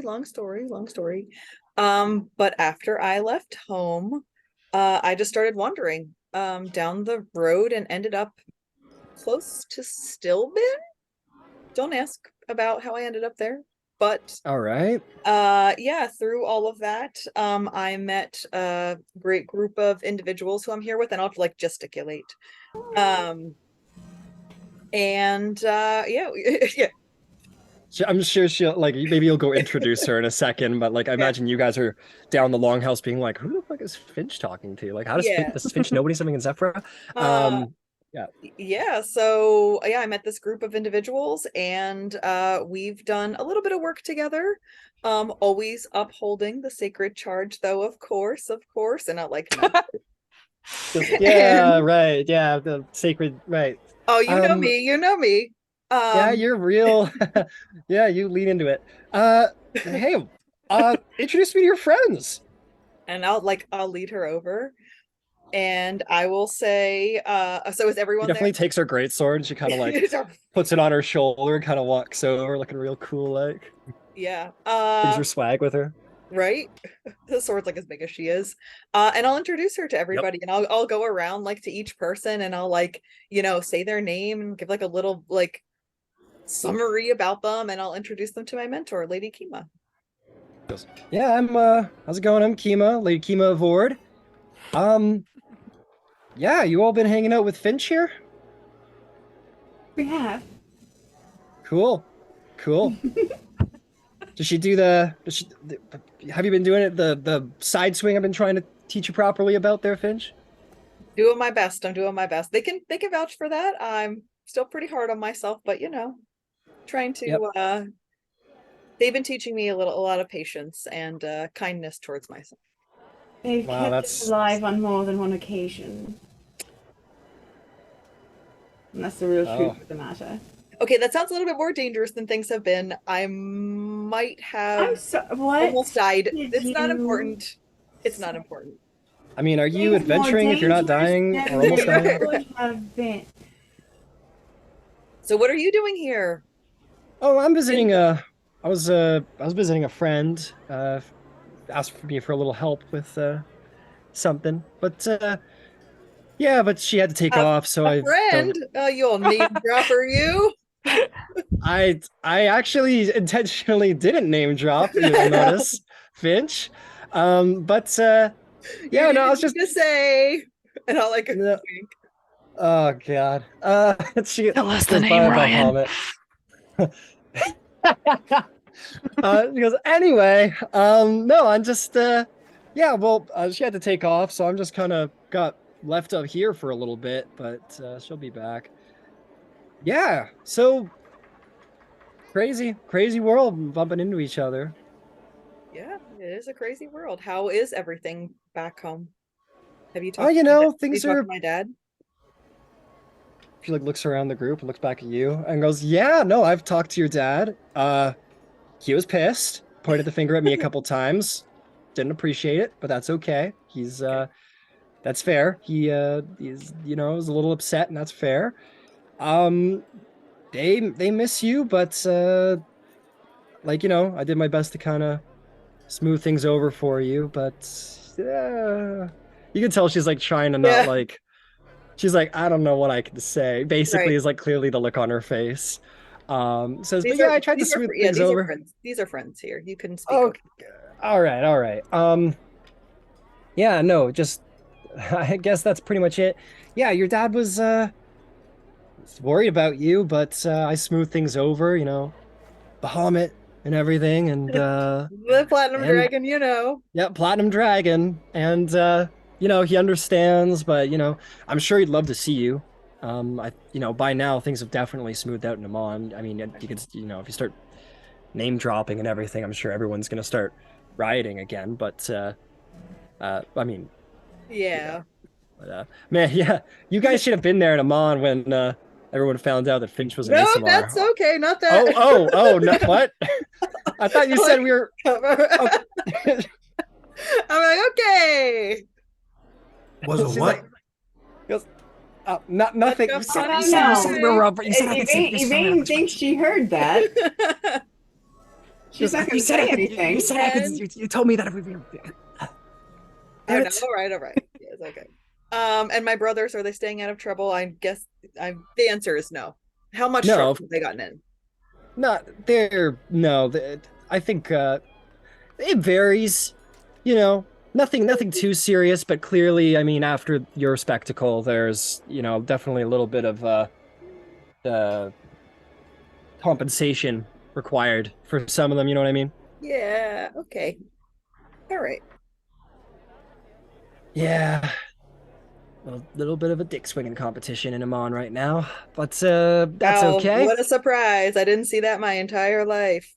Yeah, well, that's why I got out and find myself here. It's so almost sickeningly peaceful. But hey, why don't I like talk to all of you guys now? Hey, so you guys are cool. Okay, so Zarvolg, cool, very nice. Archer, He won't say much. He just kind of grunts and meekly kind of gives a nod. okay, very right. Ember, where are you from? And in halfling, because I actually speak it, Mhm. I will say I am also from Amon. Your name is not unknown, and it's a pleasure to make your acquaintance. Yeah, make me a history check. I think I'll give you advantage because yeah, you're certainly in the center of where her fame would be known.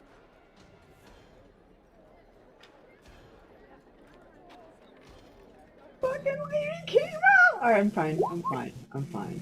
Right? I'm fine. Come cool. Or perhaps not. What would you get? 6. With advantage? Yes. Dang. Roll a 3 dang. and a 2. Oof.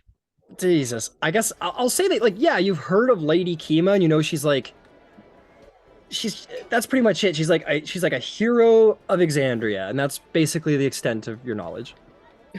Just kind of a big deal. Yeah, she's like when your friend's like, oh, have you heard of this rock star? And it's like, yeah, I've heard of them, I guess. It's kind of like that. She goes, but she speaks back to you in Halfling, and she goes, oh, fancy, all right, cool. I haven't seen you around, but yeah, Mon's a big place. We'll swap over and look over at Dodger, kind of like you look you up and down, Dodger, and go, so Dodger, that's an interesting name. Yes, it is. Well, what's your deal? I love this bitch. Do you actually want to know, or are you just asking? I was honestly wondering if you were kind of like the drinking type, because I've been looking, because people here are a little, they like, do you like to drink? You feel like the type of person who likes to drink. Okay, good. We'll talk. And you Vane, wow, you look right in your element. If you don't mind my saying so. I am from Terra. Oh yeah, Terra, right? Okay, that makes sense. Welcome to Zephrah. Thank you. I don't know if I'm the one who's supposed to say that, because I mean I'm. Anyway, It's like but old friends, so yeah, no, definitely sort of secondhand, not even a local in the slightest. But yeah, no, it was good meeting you all. Cool. Well, anyway, Finch, we definitely should catch up. We should all catch up. Should we like get some drinks? You all look like a little beaten up. Do you want to wait till like tomorrow? Do you just want to like get some sleep? And I don't know. I don't want to impose like you have like a full broken leg. You have a broken arm. Yeah, but it's it's know not. where we could find the healers, because Finch and Dodger are both in need of medical attention. I've done my best with them, but Yeah, they're yeah. beyond my skill. Like for like lingering injuries, I mean you could ask around. I certainly can't, but if like you need healing, like I mean like is there anybody here who's actually injured? Like health wise? Finch has a major above the table. I don't know that we actually know Zarvolg, your what health Finch damage? has. Yeah, I'm down. How long some. it'll take. I was gonna say, and I have, yeah, I'm I'm down HP as well. Oh, okay, she'll be like, oh, like I mean here, and she puts her hand on you, Finch, and all your health points are restored. There's this like platinum glow, and all of your wounds just seep together. And I'm gonna like sigh, and I'm gonna sigh a little bit because I missed that, because it feels like home. Nice. And she'll like look over at you, Zarvolg, and be like, dabs me up. Dabs me up. As you dabs her up, there's like a flash of light, and you're healed of all wounds. That does get a bit of a smirk out of him. Yeah, you get your hit points healed. And she goes, that's what I got for healing. But as for like broken arms and stuff, like, yeah, you're gonna have to talk to someone around here. I don't know if there is, but you should talk to someone around here. We should at least find out what's going on with Finch, how long they need to rest. Just stop and look. And then find out to whom we should refer this information that we have. Yeah, let me take a look at you. Maybe I can do something. I don't know. She goes, what? She goes, all right. She goes like into the ground, into like the stone ground with the sword. And she goes, all right, let me take a look at you. And she like pulls your head down. She goes like, what's wrong? You bumped your head. Okay, let me see. She like goes through your things and she rolls a little medicine check. She goes, yeah. You got a big major concussion there. That's a bummer. That's gonna take some time to heal, unless you can get some like decent healing magic. But I thought you were a pretty good healer right there. I'm pretty good, but I'm no cleric or druid or nothing like some people around. Let's see. So you got a major concussion. She'll say, yeah, like this is beyond my ability to heal. I'm good at like rocking bad guys and making them look like there's this thing in Amon lately where like they cut up fish and it's becoming a joke. I'm not gonna say it. But anyway, No, I can't like instantly do like an instant heal situation here. That's not really my thing. But if you take, it's gonna take like 4 weeks for that to go away. But it will go away in about 4 weeks, no matter what. All right. Well, you tried. We're not all perfect, right? What can they expect in No, those Finch, we're 4 weeks not. while they're Clearly, healing? she like pokes you in your forehead. I'm like, fuck. She goes, "All right, who else? Who else? Come to mama." I push Dodger forward. Look, it's really fine. It's not that big a deal. Oh yeah, I've you got a broken splintered arm. already. Oh, that's okay. Yeah, okay, there you're good. I've broken my arm more time than I can count. And I'm handling myself fine, so it's not. It's fine. Yeah, looks fine. You're good. Just Yeah, you need to give it a couple weeks to heal. Right, so we're going to be here for a couple of weeks. Oh wow, hanging out for a couple weeks. I mean, yeah. Well, there's I don't know, there's stuff to do around here maybe. So cool. Hey Finch, let me talk to you a little bit over here if you don't mind. It was good meeting you all. Maybe we'll hang out a little bit because I'm bored, and that's mainly my mainly my reason. And I'm away from my wife. Yeah, I miss my wife so much. No, she doesn't say that.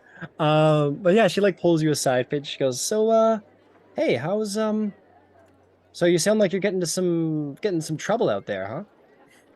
Yes, there's been some bumps along the way, but Ha, nice. I assure you that I have followed the tenets of Bahamut to a T. Wow, I'm real proud of you for that. Isn't that yeah, what you good show. isn't that what you taught me? Yeah, that is what I taught you, definitely. That's why you made me carry all of those heavy green bags from one end of the stables to the other, and that's why you made me trudge the water up the stairs, and you remember all the things that you did. Yeah, That's I remember that. why, Well, I gotta be right? honest, those ones weren't to help teach you about justice. Those were more to like make you stronger. So there were different lessons for different reasons, but they weren't like all for Bahamut, admittedly. But Bahamut's awesome, so I'm glad to hear that you're doing such a good job with all of that stuff. I'm just being completely honest. Like in case there was any confusion, the carrying heavy stuff was to make you stronger. Yeah. Right? Yeah. Okay, Okay. but have Cool. you heard of our Lord and Savior Fen? I have not. I've heard of our Lord and Savior Bahamut. Yeah. Inside joke. You can tell me the fish joke, I'll tell you the Fen joke afterwards when we go out for drinks. Okay, deal. Deal. Oh, Fen. Okay, cool. She's like, the But fuck no, is that? I was no, but listen, I was wondering, like, I don't know, you're looking a little tougher and a little bit more battle worn and everything, and getting your head knocked in a bit. Have you been thinking about your oath? I have. Oh, I've given it a lot of thought, actually, because as we've gone on, it's been tough. Like I said, we've encountered some things. I'm not going to sit here and lie to you. And I've found myself compelled in a certain role in the group, and I think I've settled on the oath that I want to take. all right, cool. Well, an oath's a big deal, and I'm glad to hear it. And if you're gonna be here for some time, maybe we'll just we'll chat a bit. And I just want to see what you've been up to and what you've gotten through, and maybe I don't know, see if you're ready. Okay. I am ready to answer any questions you have or pass any test that you put before me. All right. Well, that sounds pretty cool.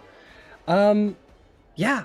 No, we'll catch up in a bit, but you guys like take care of yourselves. You look like the path up here was a little brutal. It was. Yeah. No, it definitely was. But Yeah. we made it now, and I don't know, I'm optimistic. I think things are All right. great. Well, I don't want to be like, I'm no like, oh, hang on, I want to make sure I'm getting all my terms right. Like, I'm no scale bearer or nothing, so I don't want to be like extra in your face about it, but like, the gods and all of that, maybe there's a pretty cool reason why we're meeting up here in this moment. Maybe it's time to take your oath, but we're going to find out, okay? I guess so. And Yeah. I'll hug her again. Yeah, she'll give you a hug. And she'll say, all right, well, you guys take care of yourselves. I'm just going to be around. So, you know, take care of yourselves, chill out, and we'll figure that out. Cool? Yeah. All right, cool. Oh, I forgot my sword. She She's like, walks "Fuck." over, she goes, ching, and like puts it back over her shoulders, goes, nice meeting you all. I'll be around. And Okay. she just kind of wanders outside with her sword, and she's gonna go find some place where there aren't any heads to cut off, and she's gonna go. She's gonna practice with her big ass sword. Yeah, Lady Kima leaves the house. Hell Lady yeah. Kima. Yeah. I'll turn around and I'll walk back to the group. How'd that go? Good, good. Yeah, so it was good seeing her, weird seeing her. She's the reason that I got out of Amon. She helped me get out of Amon, so I wasn't expecting to see her anytime soon, for good reason. So it felt like home. Nice hearing about my dad, my brothers, assholes. Why did you get out of Amon? Why did I get out of Amon? Yeah. There was a chain of events that happened where Really? yes, Oh, there that's vague. it is vague. Yes, there was a chain of events that happened leading up to my departure. I didn't kill anybody or murder anybody. It was just a little bit of a surprise. That's all. Oh, I can explain after perhaps a few drinks. Aww. would have been far more dramatic if you did. Exactly. I'll do a reenactment maybe. But yeah, so she helped me get out. But yeah, that's my mentor. I pretty much lived with her from the time I was like 6 or 7 years old until the time that I pretty much left. So it's been a long time. Oh, this is someone that you're very close to. Yes, yes. So although I had said about, the concept of knighthood not exactly holding the same prestige that you may have heard of, it still very much is a thing in Amman. And titles are still recognized, and I was actually her squire for quite some time. Her and her wife. That's really cool. That's very neat. Yeah. Sorry. Alright, so it's going to be 4 weeks before you heal. Yeah, but I'll be all right. Let's take a week. Yeah, let's take it little bit by bit. Let's take it little bit by little bit. Let's, Mhm. you know something? Let's see about this information. Turn it into a job. You can rest up a bit. Probably have more time to talk to your mentor. And then we get back to work. Yeah, I want to catch up with her for sure. Shall we start tomorrow, though? Yeah, I'm a little tired. I could use a rest. Yeah, I'd like to get some sleep.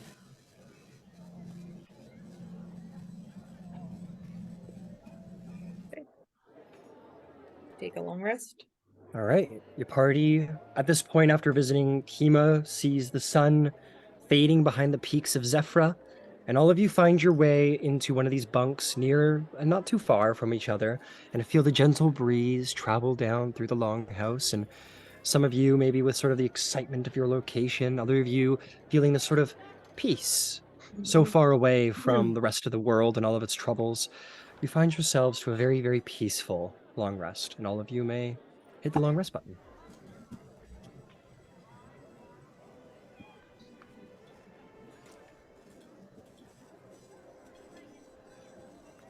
Lady Kima, let's fucking go. Let's go, baby.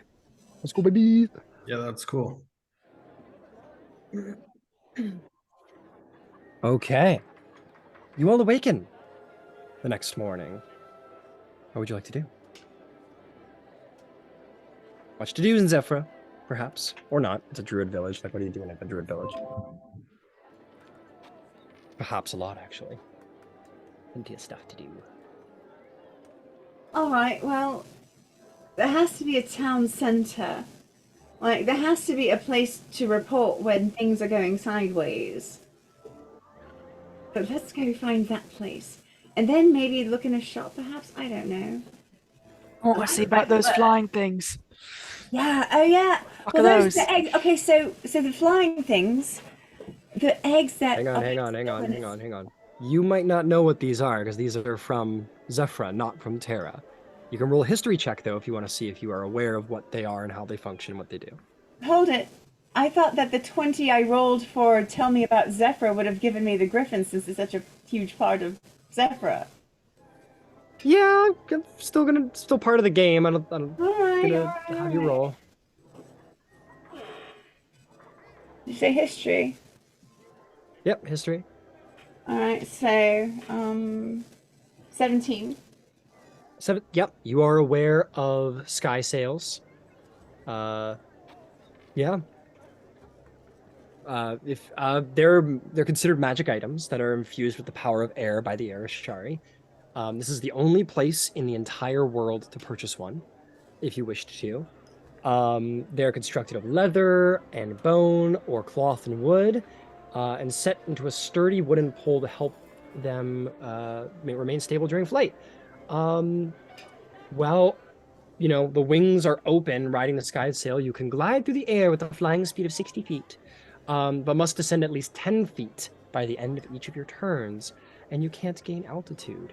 Additionally, while in contact with the sky sail, you can use your action to cast the fly spell on yourself for a duration of 1 minute that requires no concentration.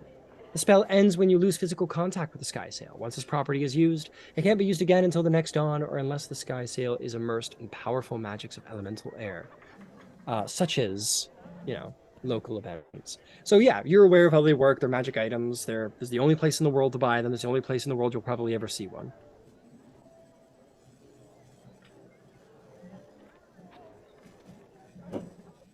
You can tell anyone you want. I will tell them everything. Okay. But those go for a pretty penny. Yeah. And they would definitely keep that tightly controlled for any number of reasons. Do you think we could get a ride on one when we leave here? Actually, I don't know. But we'd probably have to do something pretty major. They got like a rental service or something. Right. Probably not. But they should. They Attack. should. Probably not. It would up the tourism quite a bit. Huge. Ooh, fun fact, when the sky sail is not in use and the wings are retracted, the pole can be used as a quarterstaff, a magical quarterstaff. Full Avatar: The Last Airbender. Yeah, it's full Avatar: The Last Airbender, absolutely.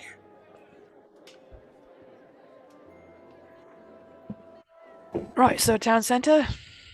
Town center.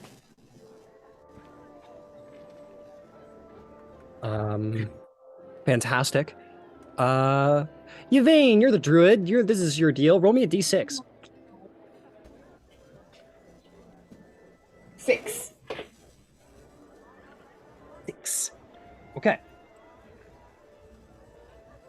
Half a moment.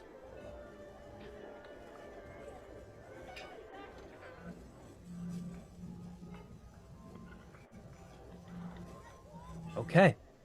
You go asking around about the town center, places to sort of report stuff or learn stuff, and they're like, oh yeah, just like right up there, up to the cherry blossom tree, right up there. That's sort of the town center if you're looking for, I don't know, someone to talk to. The voice of the Tempest, I don't think is here right now, but yeah, you could go up there. Yeah, have a good day. And that person sort of just walks by. Party sort of meanders up to the top of that hill where, as you can see in Roll20 right now, that beautiful picture is basically what you will see as you stand on sort of the edge of a small natural formed pond with the beautiful cherry blossom tree sprouted up above, and you can look out and see the magnificence of Zephrah. You've walked quite a bit outside the village and you can look down and sort of see it as a whole and the massive beautiful spires beyond. And as you stand there, you're going to see that there's a couple of individuals around, sort of just talking, meandering, sort of as a town center. You guys are all kind of looking around. and you're going to be approached by a woman. She has long brown hair, sort of flows in the wind naturally. She has a wood staff at her side. She has this sort of very thin crown around her head that is small branches that kind of come out into like almost like tiny little like decorative horns maybe. She is a half elf. She has sort of that long elven graced angular face, and her leg is missing but is replaced by a series of vines wound together to create this sort of appendage, and of course is wearing druidic garb. And she approaches and she says, excuse me, I'm sorry, I don't mean to disturb any of your days. Just you seem to be sort of the adventuring type, I guess. I guess you could say you all look to be kind of capable. Is that fair to say? Yes. That's exceptional. We're actually, or give me a second. Corin, come over here for a second. You see this other man, this other half elf man walk over. Long brown hair, pointed half elven ears, kind green eyes. Is definitely an elder of the village alongside the woman, with a little bit of a beard, going, and just generally a kind faced individual. And he approaches and says, Vilya, who do we have here? Adventurers, perhaps? She says, yes, yes, Corin, they're adventurers. Immediately you see like a familiarity between them as like they come into close proximity. You can immediately tell that they're probably together. And he says, well, it's a pleasure to meet you all. My name is Corin, and this is my wife, Vilya. You all seem to be capable. Are you looking to perhaps do some work or help out around here in Zephrah? I haven't seen you all around. You just arrived? Yvain will put her hood back and step forward and say, I am Yvain of the Earth Ashari, and I came up here with a couple of my companions who were injured, but we've actually some information about some poachers and some trafficking of eggs that we wanted to tell someone about. If there's work you have for us, well, we'd happily look into that as well. I see. You're from Zephrah. You're from our sister tribe. It's a pleasure to meet you. I'm Corden. He'll shake your hand. Vilya says, I'm Vilya. It's a great pleasure to see another druid from our sister. How are things in Terra? I'm sorry, excuse me. We have probably business, maybe pleasantries in a second.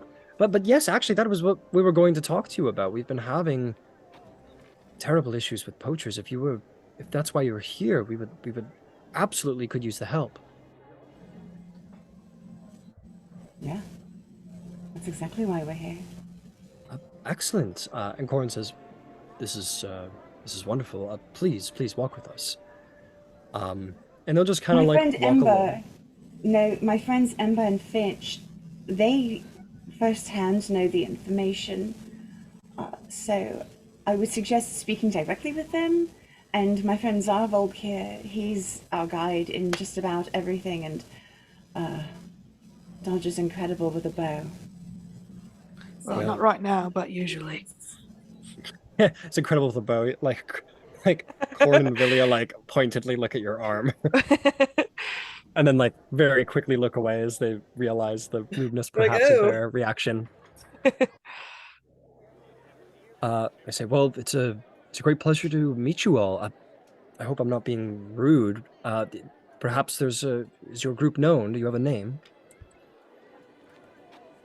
We do. Zarvolk looks at Ember. Say it. What's the... Hold on, give me a second. Introduce yourself to the world. It's the C word. It's the C word that I can never remember because it's that compendium. It's the... concordant. Oh, yes.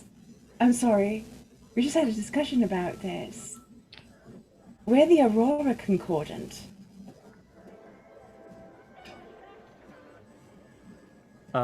They simultaneously have like a moment of like wow. Like, ooh, they're like, oh, they both like look at each other like, oh, wow, like genuinely impressed by the name.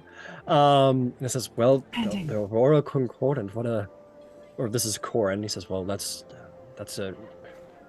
I'm just going to compliment you. That's a fine name. I'm sure there's much story to that. Um, but it's a pleasure to meet you all. If you're willing to help, we can absolutely tell you some of what we would require. Yes, we've been, and you can tell they're kind of like looking around, and they've kind of taken you somewhat isolated. You get the sense that this is not something they want to talk about, like in mixed company. It's probably a delicate matter. Evie And wants to position herself next to Zarvolg. Sure. Um, and you kind of walk like basically to the other side of the cherry blossom tree, and Corin will say, "Yes, so we've, as you've said, we've been having issues with poachers. There, there are many beasts and many creatures who live in these spires and these mountains, and we respect all life here, not only the life that is grown, but the life that lives, as we do. Griffins being one of them. There are many griffin nests throughout these peaks, and recently we've been finding them turning up dead and their nests empty, and you say it's poachers. It makes sense, given some of the wounds they've taken. We've tried to send some of our finer mountain climbers and druids to try and spot it out, but we haven't found out much yet. Some progress, but not nearly enough, and griffins are dying in the meantime. Yes, if you're willing to help, we would be happy to help however we can. Is there we would owe you perhaps something. Is there something in particular that you would wish? Your adventurers, perhaps gold? Do you have really super capable healers? We've got some serious injuries here. And another companion who's really messed up. He's not here right now. He's a mess. Oh. I see. Is he in the village? Not right now, but you know, in the future. Ah. I see. Okay, well that is one of absolutely. If you were to deal with this, we would be happy to provide healing as a form of payment. Absolutely.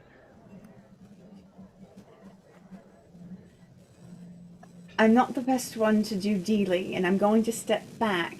And the reason I'm going to is because you should probably exchange information. And again, I wasn't part of that. And you'll have questions. So, Ember, I'm actually going to let you guys, because there was a Drizix, and there was the guy who was speaking in the weird knot language. And she's just going to look between the two of them.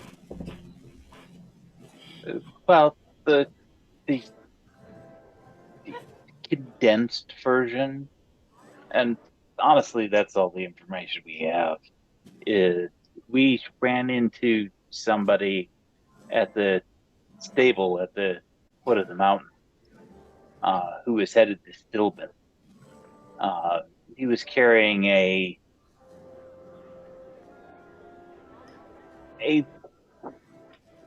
box on his back, not like a backpack, but like something that we'd use to transfer something of delicacy and value.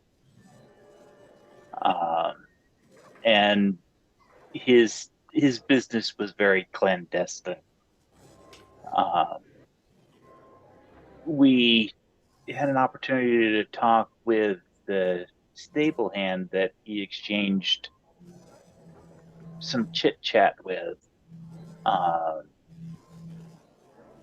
And he indicated that gentleman worked with a hunter by the name of Rizix, who was up here in the peaks somewhere, engaged in nefarious practice, or at least that's how it seemed. The chit chat exchange between the stableman and the man headed to Stillben was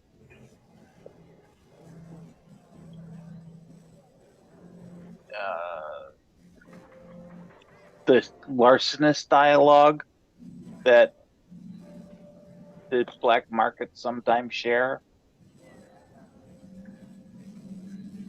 That makes sense. Stilben has never been a place of good reputation. We've been isolated, but it is our neighbor at the end of the day. Well, perhaps we will send someone to Stilben, but chances are it's beyond our ability to retrieve, and we will send someone. I appreciate the information, and maybe we will try and negotiate with Stilben for the return of these, but we will speak to our leader about this, perhaps. Thank you for the information. We have indeed sent druids into the mountains and hunters and other individuals to even surround the mountains, see if they can find out what's happening. But other than this, we haven't heard of any moving of them. We had thought until now that they had actually been stockpiling them somewhere in the mountains before perhaps trying to travel them out, is what our best guess is. But it seems that at least one individual had gone through. We're not entirely sure. We've been having, again, some progress, but not all. They'll be moving on the Silvercut roadway. Well, thank you for saying so. We will send perhaps a couple of our hunters to keep an eye on the roads, perhaps even to the stables. So thank you for that information. We do want to do everything we can to protect these mountains, but frankly, we want to save Griffin's lives. We want to save the lives of these beasts and creatures before their children are abducted. Ember is going to turn and look at Dodger and say, "My apologies." At which point I'm going to look back to Corin and say, "Your neighbors, a faction of their underbelly is about to come into a certain amount of residual, which may change the balance of that particular underworld inside of Stilben." However, And you could buy Make it a from them if they want to sell it, sorry. It's okay. Make a persuasion check, Ember.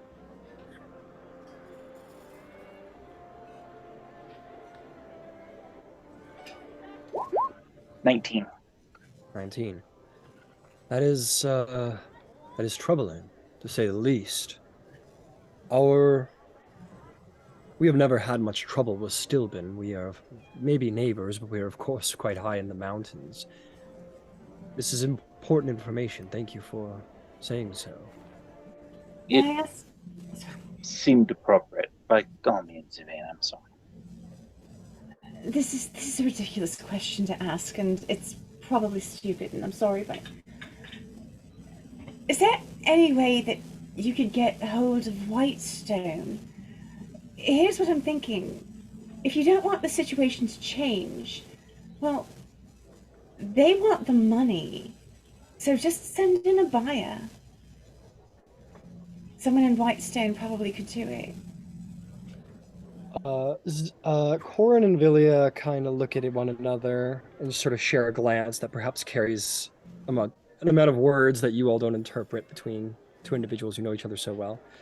And Villia says, "It is an interesting concern, and you seem incredibly well informed on the world, and that speaks well of you. We'll be sure to discuss this and reach out to... we have a very close relationship with Whitestone. It might just be best that we do share this information." Yeah, I bet you do. I bet you do for some reason. I wonder why. Girl, you wouldn't believe what we do together. No. Calling up Percy. Ember, that was beautiful. That was beautiful, because I wasn't sure how we were going to get around to that. So you doing that was just great. Thank you.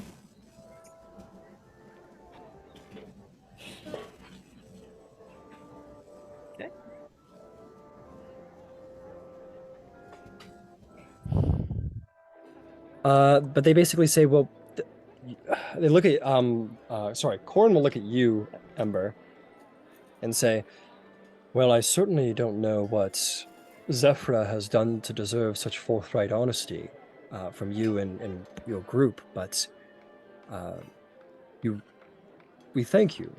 I thank you for this information. It We will." seemed like something that neighbors should know about neighbors. That is fair, and we do of course have friends who are vested in such affairs. We will take this, and we will be sure to share the information here and there. Now, But coming back to the original concern of the poachers and the eggs, as you say, if you could find these poachers and in this individual Rizig, you said his name was Rizix, yes. Rizix, excuse me. But yes, if you could find these poachers and bring an end to what they're doing, and if you could find any eggs and bring them back to Zephrah, that they might be returned to nature with the respect they're due. All of these things would be of a magnificent help. If you could stop the poachers, as far as reward goes, you said you wanted healing. If you could stop the poachers and ensure that their business is done, we will happily compensate you with healing for your entire group, including whatever injuries you sustain dealing with them. And then if you happen to find any griffin eggs and you're able to bring them here to Zephrah for us, we will have to find some way to repay you for that as well, for going that extra mile. All right. Manhunt, manhunt, manhunt. Let's do it. Man, Have your people who have gone looking found activity in any particular direction? We're not from here. This would be an awfully large expanse to try to yes, of cover. course. The griffins don't roost too close to civilization, but they do like to roost somewhere where there are larger beasts, which there's large beasts all over, large winged beasts. Griffins are well known to be to favor horse flesh, so sometimes they will roost near the roads, but the only roads are back the way you came, and griffins. We haven't found many griffins on the path there. There's too much foot traffic. I'd recommend traveling deeper into the peaks, actually. How about But plains please. cattle? Plains cattle. We don't have any plains cattle here in Zephrah. But there are some between Westrun and here. And isn't that where the farmer you met, Finch, said that he lost his stock? Yes, that's a big, overwhelming problem. They said it's corrupting the whole town, causing ruin. Westrun is quite a ways away from Zephrah. I don't know if I don't think it would be within the nature of a griffin to travel so incredibly far to obtain a single meal. I'm not an animal person necessarily. I mean, I like them fine, but it's not an area of expertise. I was just thinking that I know larger predators have larger territories. Indeed. So You're absolutely right. The peaks, I would just travel around the peaks. Our hunters, our climbers, they have found griffin corpses throughout the peaks, and they roost all over these mountains. If you ask around the village, I'm sure there's many climbers who can be more specific. I admit I am a little less active these days in hands-on with some of the undergoings here. And you see that as he says that, his eyes kind of trail to Vilia, and they share like a sweet sort of look. Oh, they fucking. Dodger. Then goes. But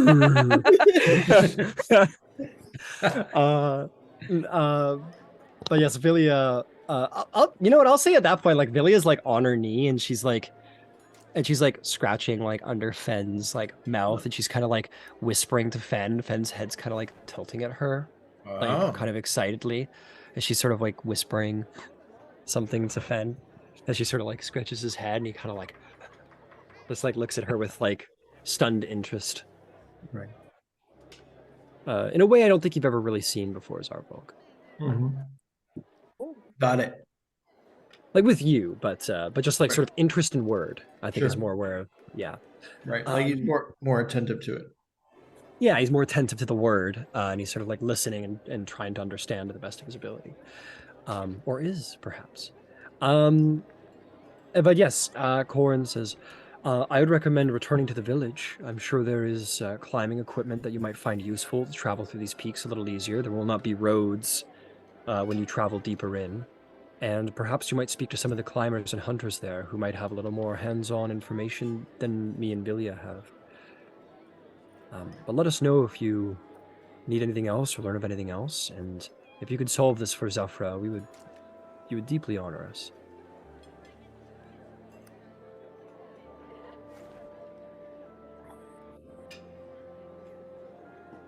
No.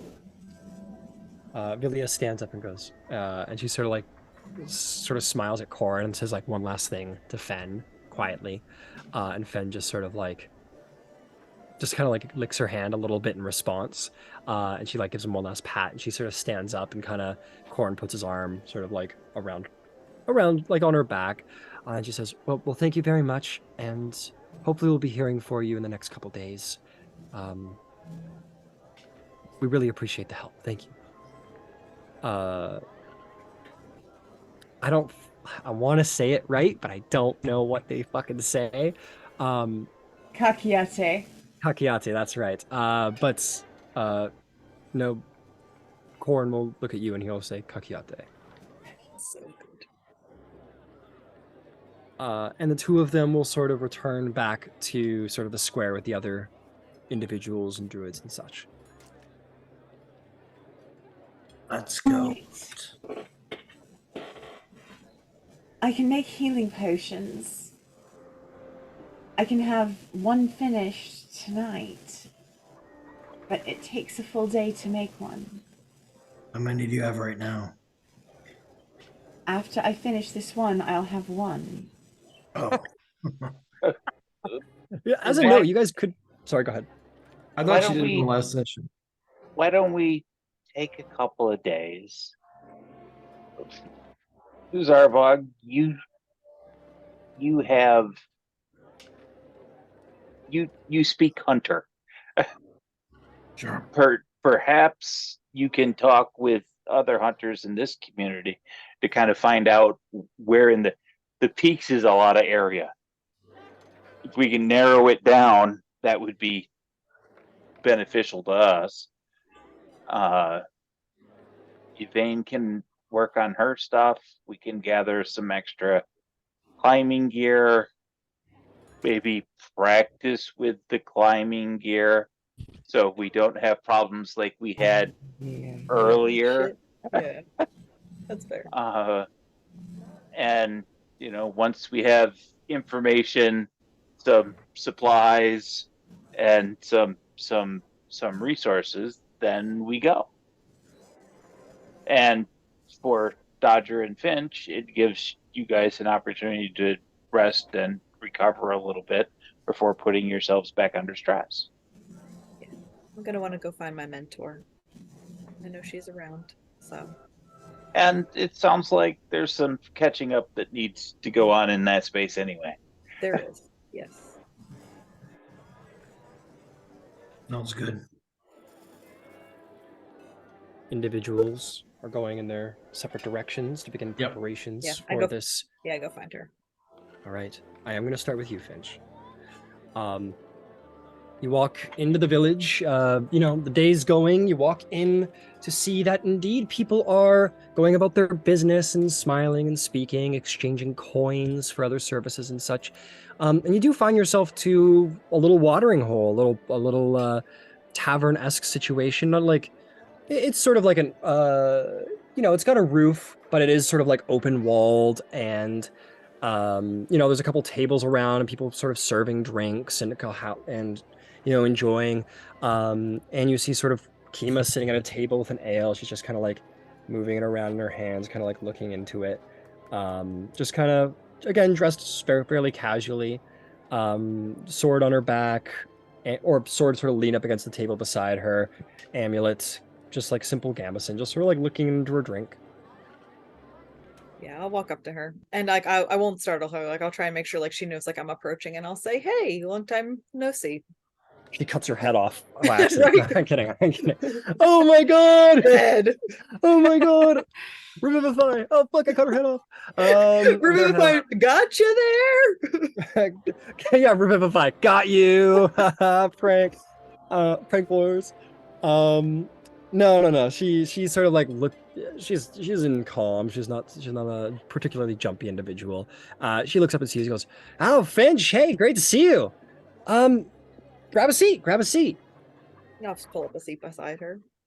She goes, "Want a drink?" Sure, I'll have what you're having. She goes, "Great." And she'll kind of like wave over to the bar, and the guy goes, and you can see the guy immediately begins to go to work with incredible enthusiasm that Lady Kima gave him any sort of attention. And immediately a drink is found in front of you.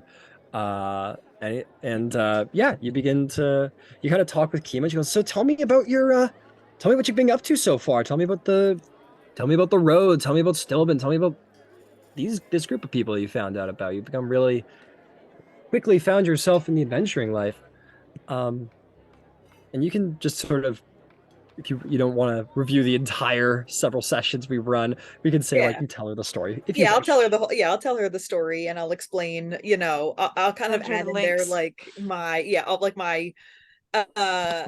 the pauses that like I had during those times of like, you know, when I would like reflect on like the actions that were taken, because like I still see her obviously as like I regard her with such respect, and I want to make sure that she understands that I haven't, you know, faltered from the lessons that she's taught me, and that I take the teachings that she's given me throughout my entire lifetime very seriously. So I'll explain to her, like especially after like that battle with like that bog monster, how I felt like that I was like a pretty big failure, and how I like apologized to Bahamut, and how I've been trying to like find my way back from that. Got it. And she'll sort of hear about that, and she's gonna say, "Well, sounds like you've been doing a really great job. I mean, yeah, it sucks that you fell to that monster, but hey, you know, I was in an adventuring group a while, more years back than I'd like to admit. But I think the thing that I kind of came to realize, Finch, is that like, yeah, it sucks when you get knocked down, but you know, your friends, they're an extension of you, you know? Like if they help and save you, or if they help you take down this like the swamp monster you talked about, this evil monster, you know, they're helping you to perform Bahamut's commandments. So don't be too hard on yourself. You protected them, and they took down the creature, and they saved you. And obviously we want to aim to not get our asses kicked. Yeah. But yeah, like I don't think you should look harshly on that. I think you did a good job. I think Bahamut probably is pretty happy with you. Yeah, it took a while to accept that, and I have to be honest with what you said, that you know this group has definitely helped me come around to see that, has taught me to be more gentle on myself. That's fair. I mean, like I've known some platinum knights who are like really got to stick up their ass. I hope you don't become one of those, because I mean, there's plenty. We got too many of those around. So I hope we're not saying who. We're not gonna name drop. We're not gonna talk about who I'm referring to, because that would be rude, and definitely it would never get back to him. But it's fine. I'm not gonna do it. I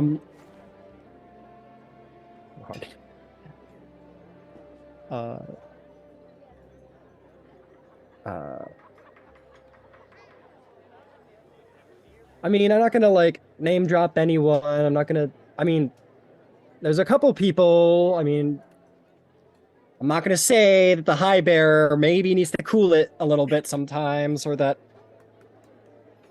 fucking Udire needs to chill out, but you know what?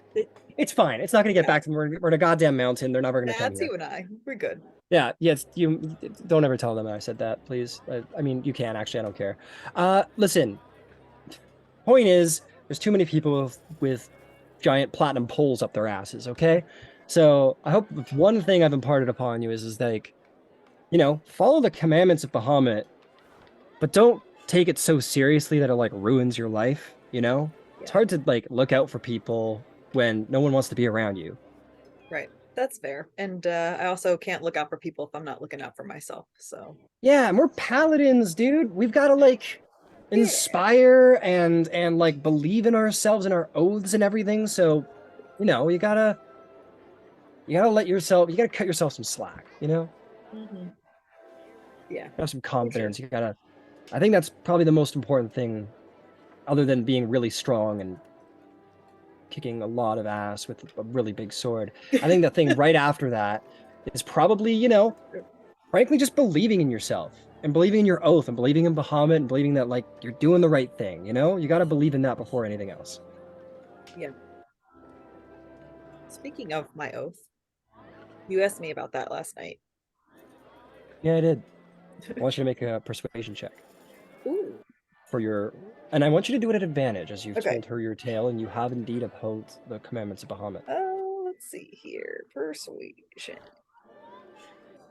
Good thing I got that Riz. 19. 19. Mm-hmm. She goes, "Yeah, I remember that. Hey, want to you want to go do that? Sure, very casually. You want to take your oath? Do you think it's time? Yeah, I do. I do. All right, tell you what. Right here in this bar? No, not in the bar. I know what you're like. Okay. Tell you what, why don't we meet by that like big cherry blossom tree? Okay. That's pretty ceremonial, right? Yeah, I mean, there's no temple here, but that's fair. I feel like It that's feels a vibe. right. It Yeah. feels right. Tell you what, meet me there in like, you know, get all dazzled up, get the robes on, get the armor on, because this is a big deal. This is like the rest of your life.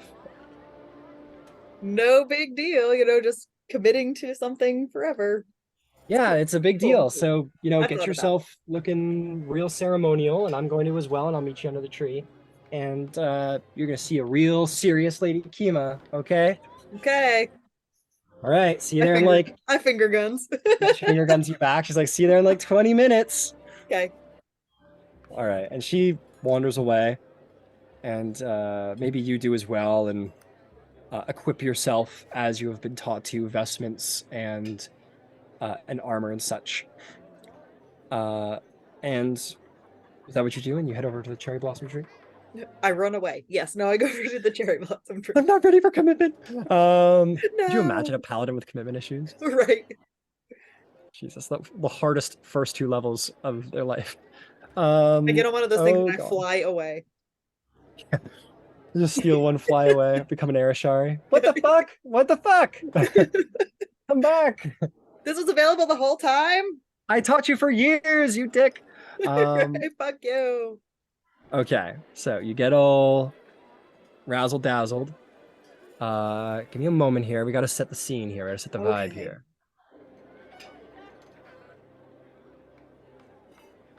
Hmm.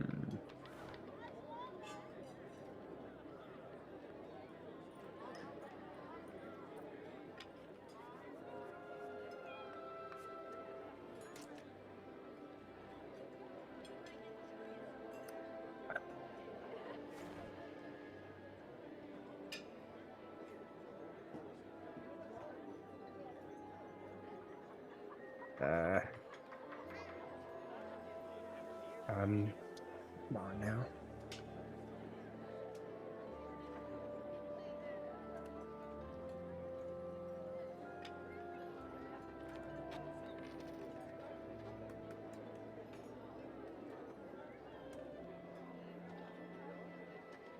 Sorry, just hold tight with me for half a second. I need to get something ready.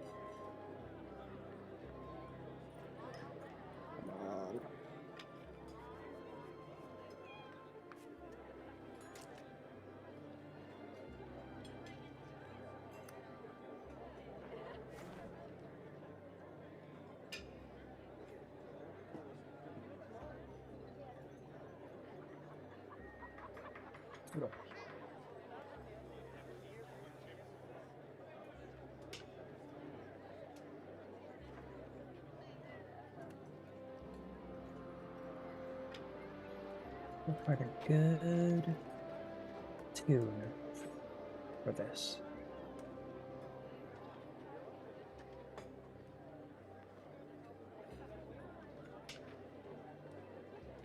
Let's give that a shot.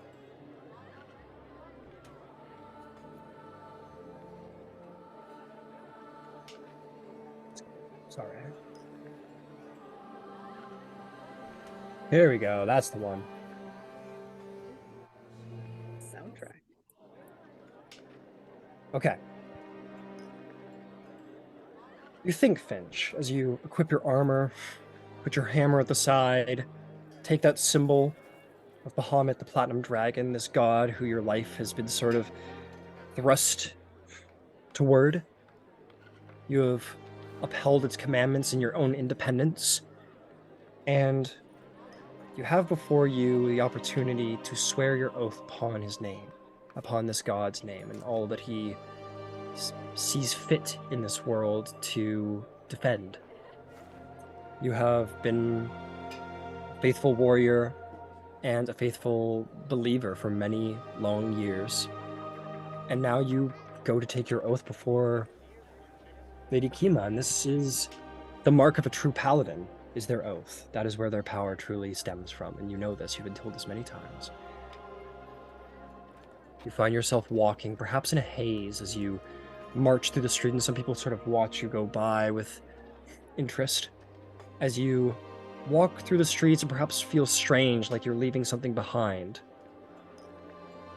moving into something new.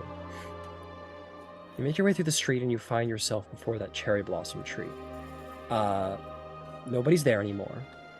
Coram and Vera, whatever her name is, and all of the other individuals are gone. It's just the cherry blossom tree. There's the sprawling landscape, and you see Lady Kima in her gorgeous platinum and blue armor. She has the holy symbol out in front of her, and she has the Holy Avenger sort of stuck in the sand beside her, or in the ground beside her, and she sort of is holding a pouch of silver dust in her hand as you approach. And she looks at you with a smile, sort of that Kima humor that can't quite go away, but you can see she's taking this seriously. So serious. You approach. Yeah. She says, actually, just as a quick note, each of you, as you went in your separate ways, no, she'd leave it to you. She'd say, okay, Finch, listen, before we do this, I have to ask you two questions. The first is the most important one. Are you ready for this? You ready to take your oath on Bahamut's name? This isn't something small. This is something that's going to go with you forever. When a paladin takes their oath, it marks their soul. It marks them in a way that no one else can possibly be. It marks you linked to Bahamut and the commandments, and more importantly, the oath and the tenets that you swear to uphold. And these things become very as much a part of you as your arms or your legs. Are you ready for that commitment for the rest of your life? Now I'm gonna look at her and I'm gonna say, yes, I've given this a lot of thought. And I wouldn't have approached you, and you know that otherwise. So irrevocably, yes. Good. My last one is, do you want to do this privately, or would you like your new friends to be here with you? I think I would want them there. Okay. Yeah. Stay here. Be right back. Just think about Bahamut or something. And she'll Platinum Dragon and such, you know. put the pouch in her pocket, and she'll take the sword out and sort of go running off towards the village. And you find yourself here in this moment of sort of peace. You look out at the village and Zephrah, and though this is certainly not Bahamut's territory, you feel him here either way, through you and through your belief and your conviction. And so, as you've been told so many times, it is conviction that marks the paladin. It is faith that marks the cleric. It is conviction that marks the paladin.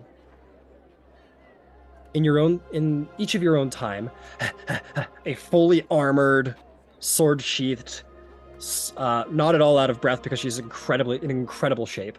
Lady Kima comes up to each of you and says, "Okay, listen. Finch is about to take her oath. Go to the cherry blossom tree. It's not a question. Fucking go there." And she runs away. She goes up to you next. Yeah, go to the cherry blossom tree. It's not a question. Finch is about to take her oath. Just go there if you like her. Or them. Sorry. And runs off and does the same thing with 2 more. And all of you wish to go and attend Finch's undertaking of their oath? Absolutely.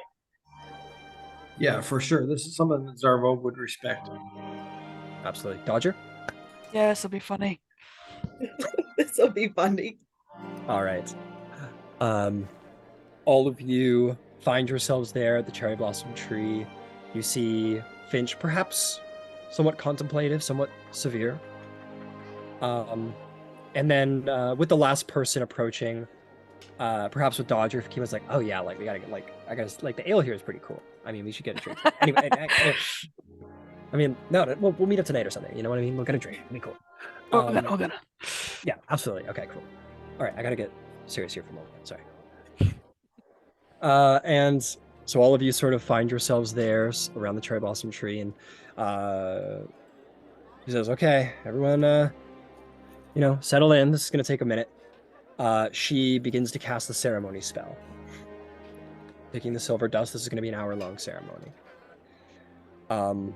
You are already, but for the sake of this, to enhance everything, she perhaps says some words in Celestial to the Platinum Dragon. Would you like Lady Kima to say the morning ritual of Bahamut? She can say it. Kima will. So all of you will hear Lady Kima then in common at a certain point. Maybe like she gets down to pray beside you, Finch, at one point, and says, "I lift up your name, O first of dragons, and pray to uphold your sacred charge. Let me protect those around me as your wings enfold us. Let me seek for truth as your eyes watch over us. Let me strike against wickedness as your talons defend us. Let me resist temptation and falseness as your heart guides us. I lift up your name, O first dragons, and pray to uphold your sacred charge." She will say this and pray this. There's some more recitations, and eventually, around the end of the ritual, she'll say, "Okay, Finch, this is it. You ready?" Yeah. All right. Kneel. They get on my knee. On your knee. Yep. The massive blade. She sinks in the sand in front of her. She is going to say words in a second. It says, "Finch Andegard, for what oath do you mean to swear upon the Platinum Dragon?" The oath of the crown. The oath of the crown. Fine oath. Do you know its tenets? I do. Speak them now, that you might know to what you will behold your life to from this moment forth. So I think Finch is going to grasp their talisman, and they're going to close their eyes, and they're going to say, "Law. Law is paramount. It is the mortar that holds the stones of civilization together, and it must be respected." And in that moment, I think they're going to have a flash of the same memories that they had as they were falling to that bog monster, and they're going to be identical. But when they say law, they're going to think of Lady Kima, and they're going to think of the lessons that they learned, coming up through their squirehood, and it's going to have a whole different meaning to it. Loyalty. Your word is bond. Without loyalty, oaths and laws are meaningless. And in that moment, there's going to have another flash, and they're going to think of that memory where they were with their father down, watching their brothers train you know, and just having their father grab their shoulder and say, one day that's going to be you. Courage. You must be willing to do what is needed to be done for the sake of the order, even in the face of overwhelming odds. If you don't act, then who will? And that's going to be a flash from days before they left Amman, and that feeling of fear that is washed over them, and they're going to have that quick memory, but this time it's going to be a little different, and they're going to see a flush of white feathers and then radiant light. Responsibility. You must deal with the consequences of your actions, and you are responsible for fulfilling your duties and obligations. And in that moment, they're going to think of their father, the images that they were told of their mother, different memories they have of each of their brothers, and then they're going to reflect on each of the party members that stands before them. Different moments, different memories from the past couple weeks that we've had traveling, but it's going to be those highlights of, you know, the different things that happen, like with Yvain and like, you know, trying to like that first fight and like trying to like trap people in like those veins, and like Zarvalg and Fen like in our first fight, like with the you know, killing those snakes, and Ember just like igniting you know, in fire, and like Dodger being so like swift and nimble. And like those highlights and those moments, and then they're going to continue to have like flashes of those images between their family and then the people standing with them until they're indistinguishable. Excellent. You speak this oath.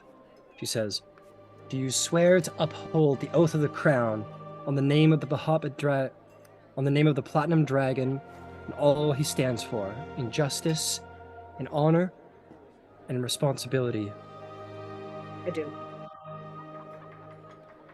"Then rise an anointed knight and an anointed paladin of Bahamut."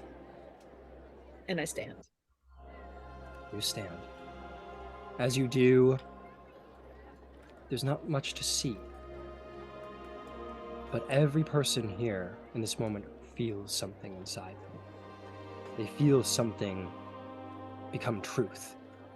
Something that was once abstract become as real as the wind you feel on your cheek. You feel in your heart something here has changed. But Finch is not who Finch was. Finch is now something more.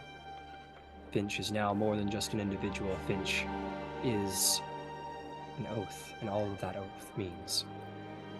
Kima looks up and smiles at you. She'll tip the blade and tap your right shoulder and your left shoulder. And she'll say, "You did it, kid. You're a paladin now, a proper paladin." Not hugger. And she'll give you a big hug. Metal on metal. Yeah, clunk. Clink. Clank. And with that, the ceremony is complete. The oath is taken. And Finch, you are a proper paladin. Fuck And yeah. the same goes for the rest of you. You've had money travels. Dodger, you have been moving here and there, learning about how best to utilize your body to hide and strike when the moment is right. Yvain, these powers have overtaken you in recent times, and you've been learning how to use this scroll to enhance your own power, and maybe that power is more than this scroll. Maybe it extends into the power of the ethereal of the night sky itself. And Zarvalg, the darkness, how to use it like a tool, and how to become one with your beast companion. Ember, you traveling, doing as you have been told, and making good on your promises in the past, and filling up your end of the bargain that you've made. And you feel the ring sort of just grow a little warm around your finger, a little hot. And then it sort of simmers out nice and cool again. You feel your powers grow. And with that, the Aurora Concordant perhaps is more whole than it once was, as you stand here under this cherry blossom tree, here in Zephrah, with your whole lives ahead of you, this adventure ahead of you. We're going to end the session, and all of you will level up. Yeah. Woohoo! Yes. Vivian totally druid crafts a flower crown of cherry blossoms. Heck yeah. Absolutely. Yvain, you can, like, There's probably cherry blossom seeds around here. But like Big druid only energy. only what the tree will allow. Of course, of course, of course. You gotta learn to talk to trees first. Oh, that was such a good session. That was awesome. Good. It was great. Good. I'm glad everyone enjoyed. That was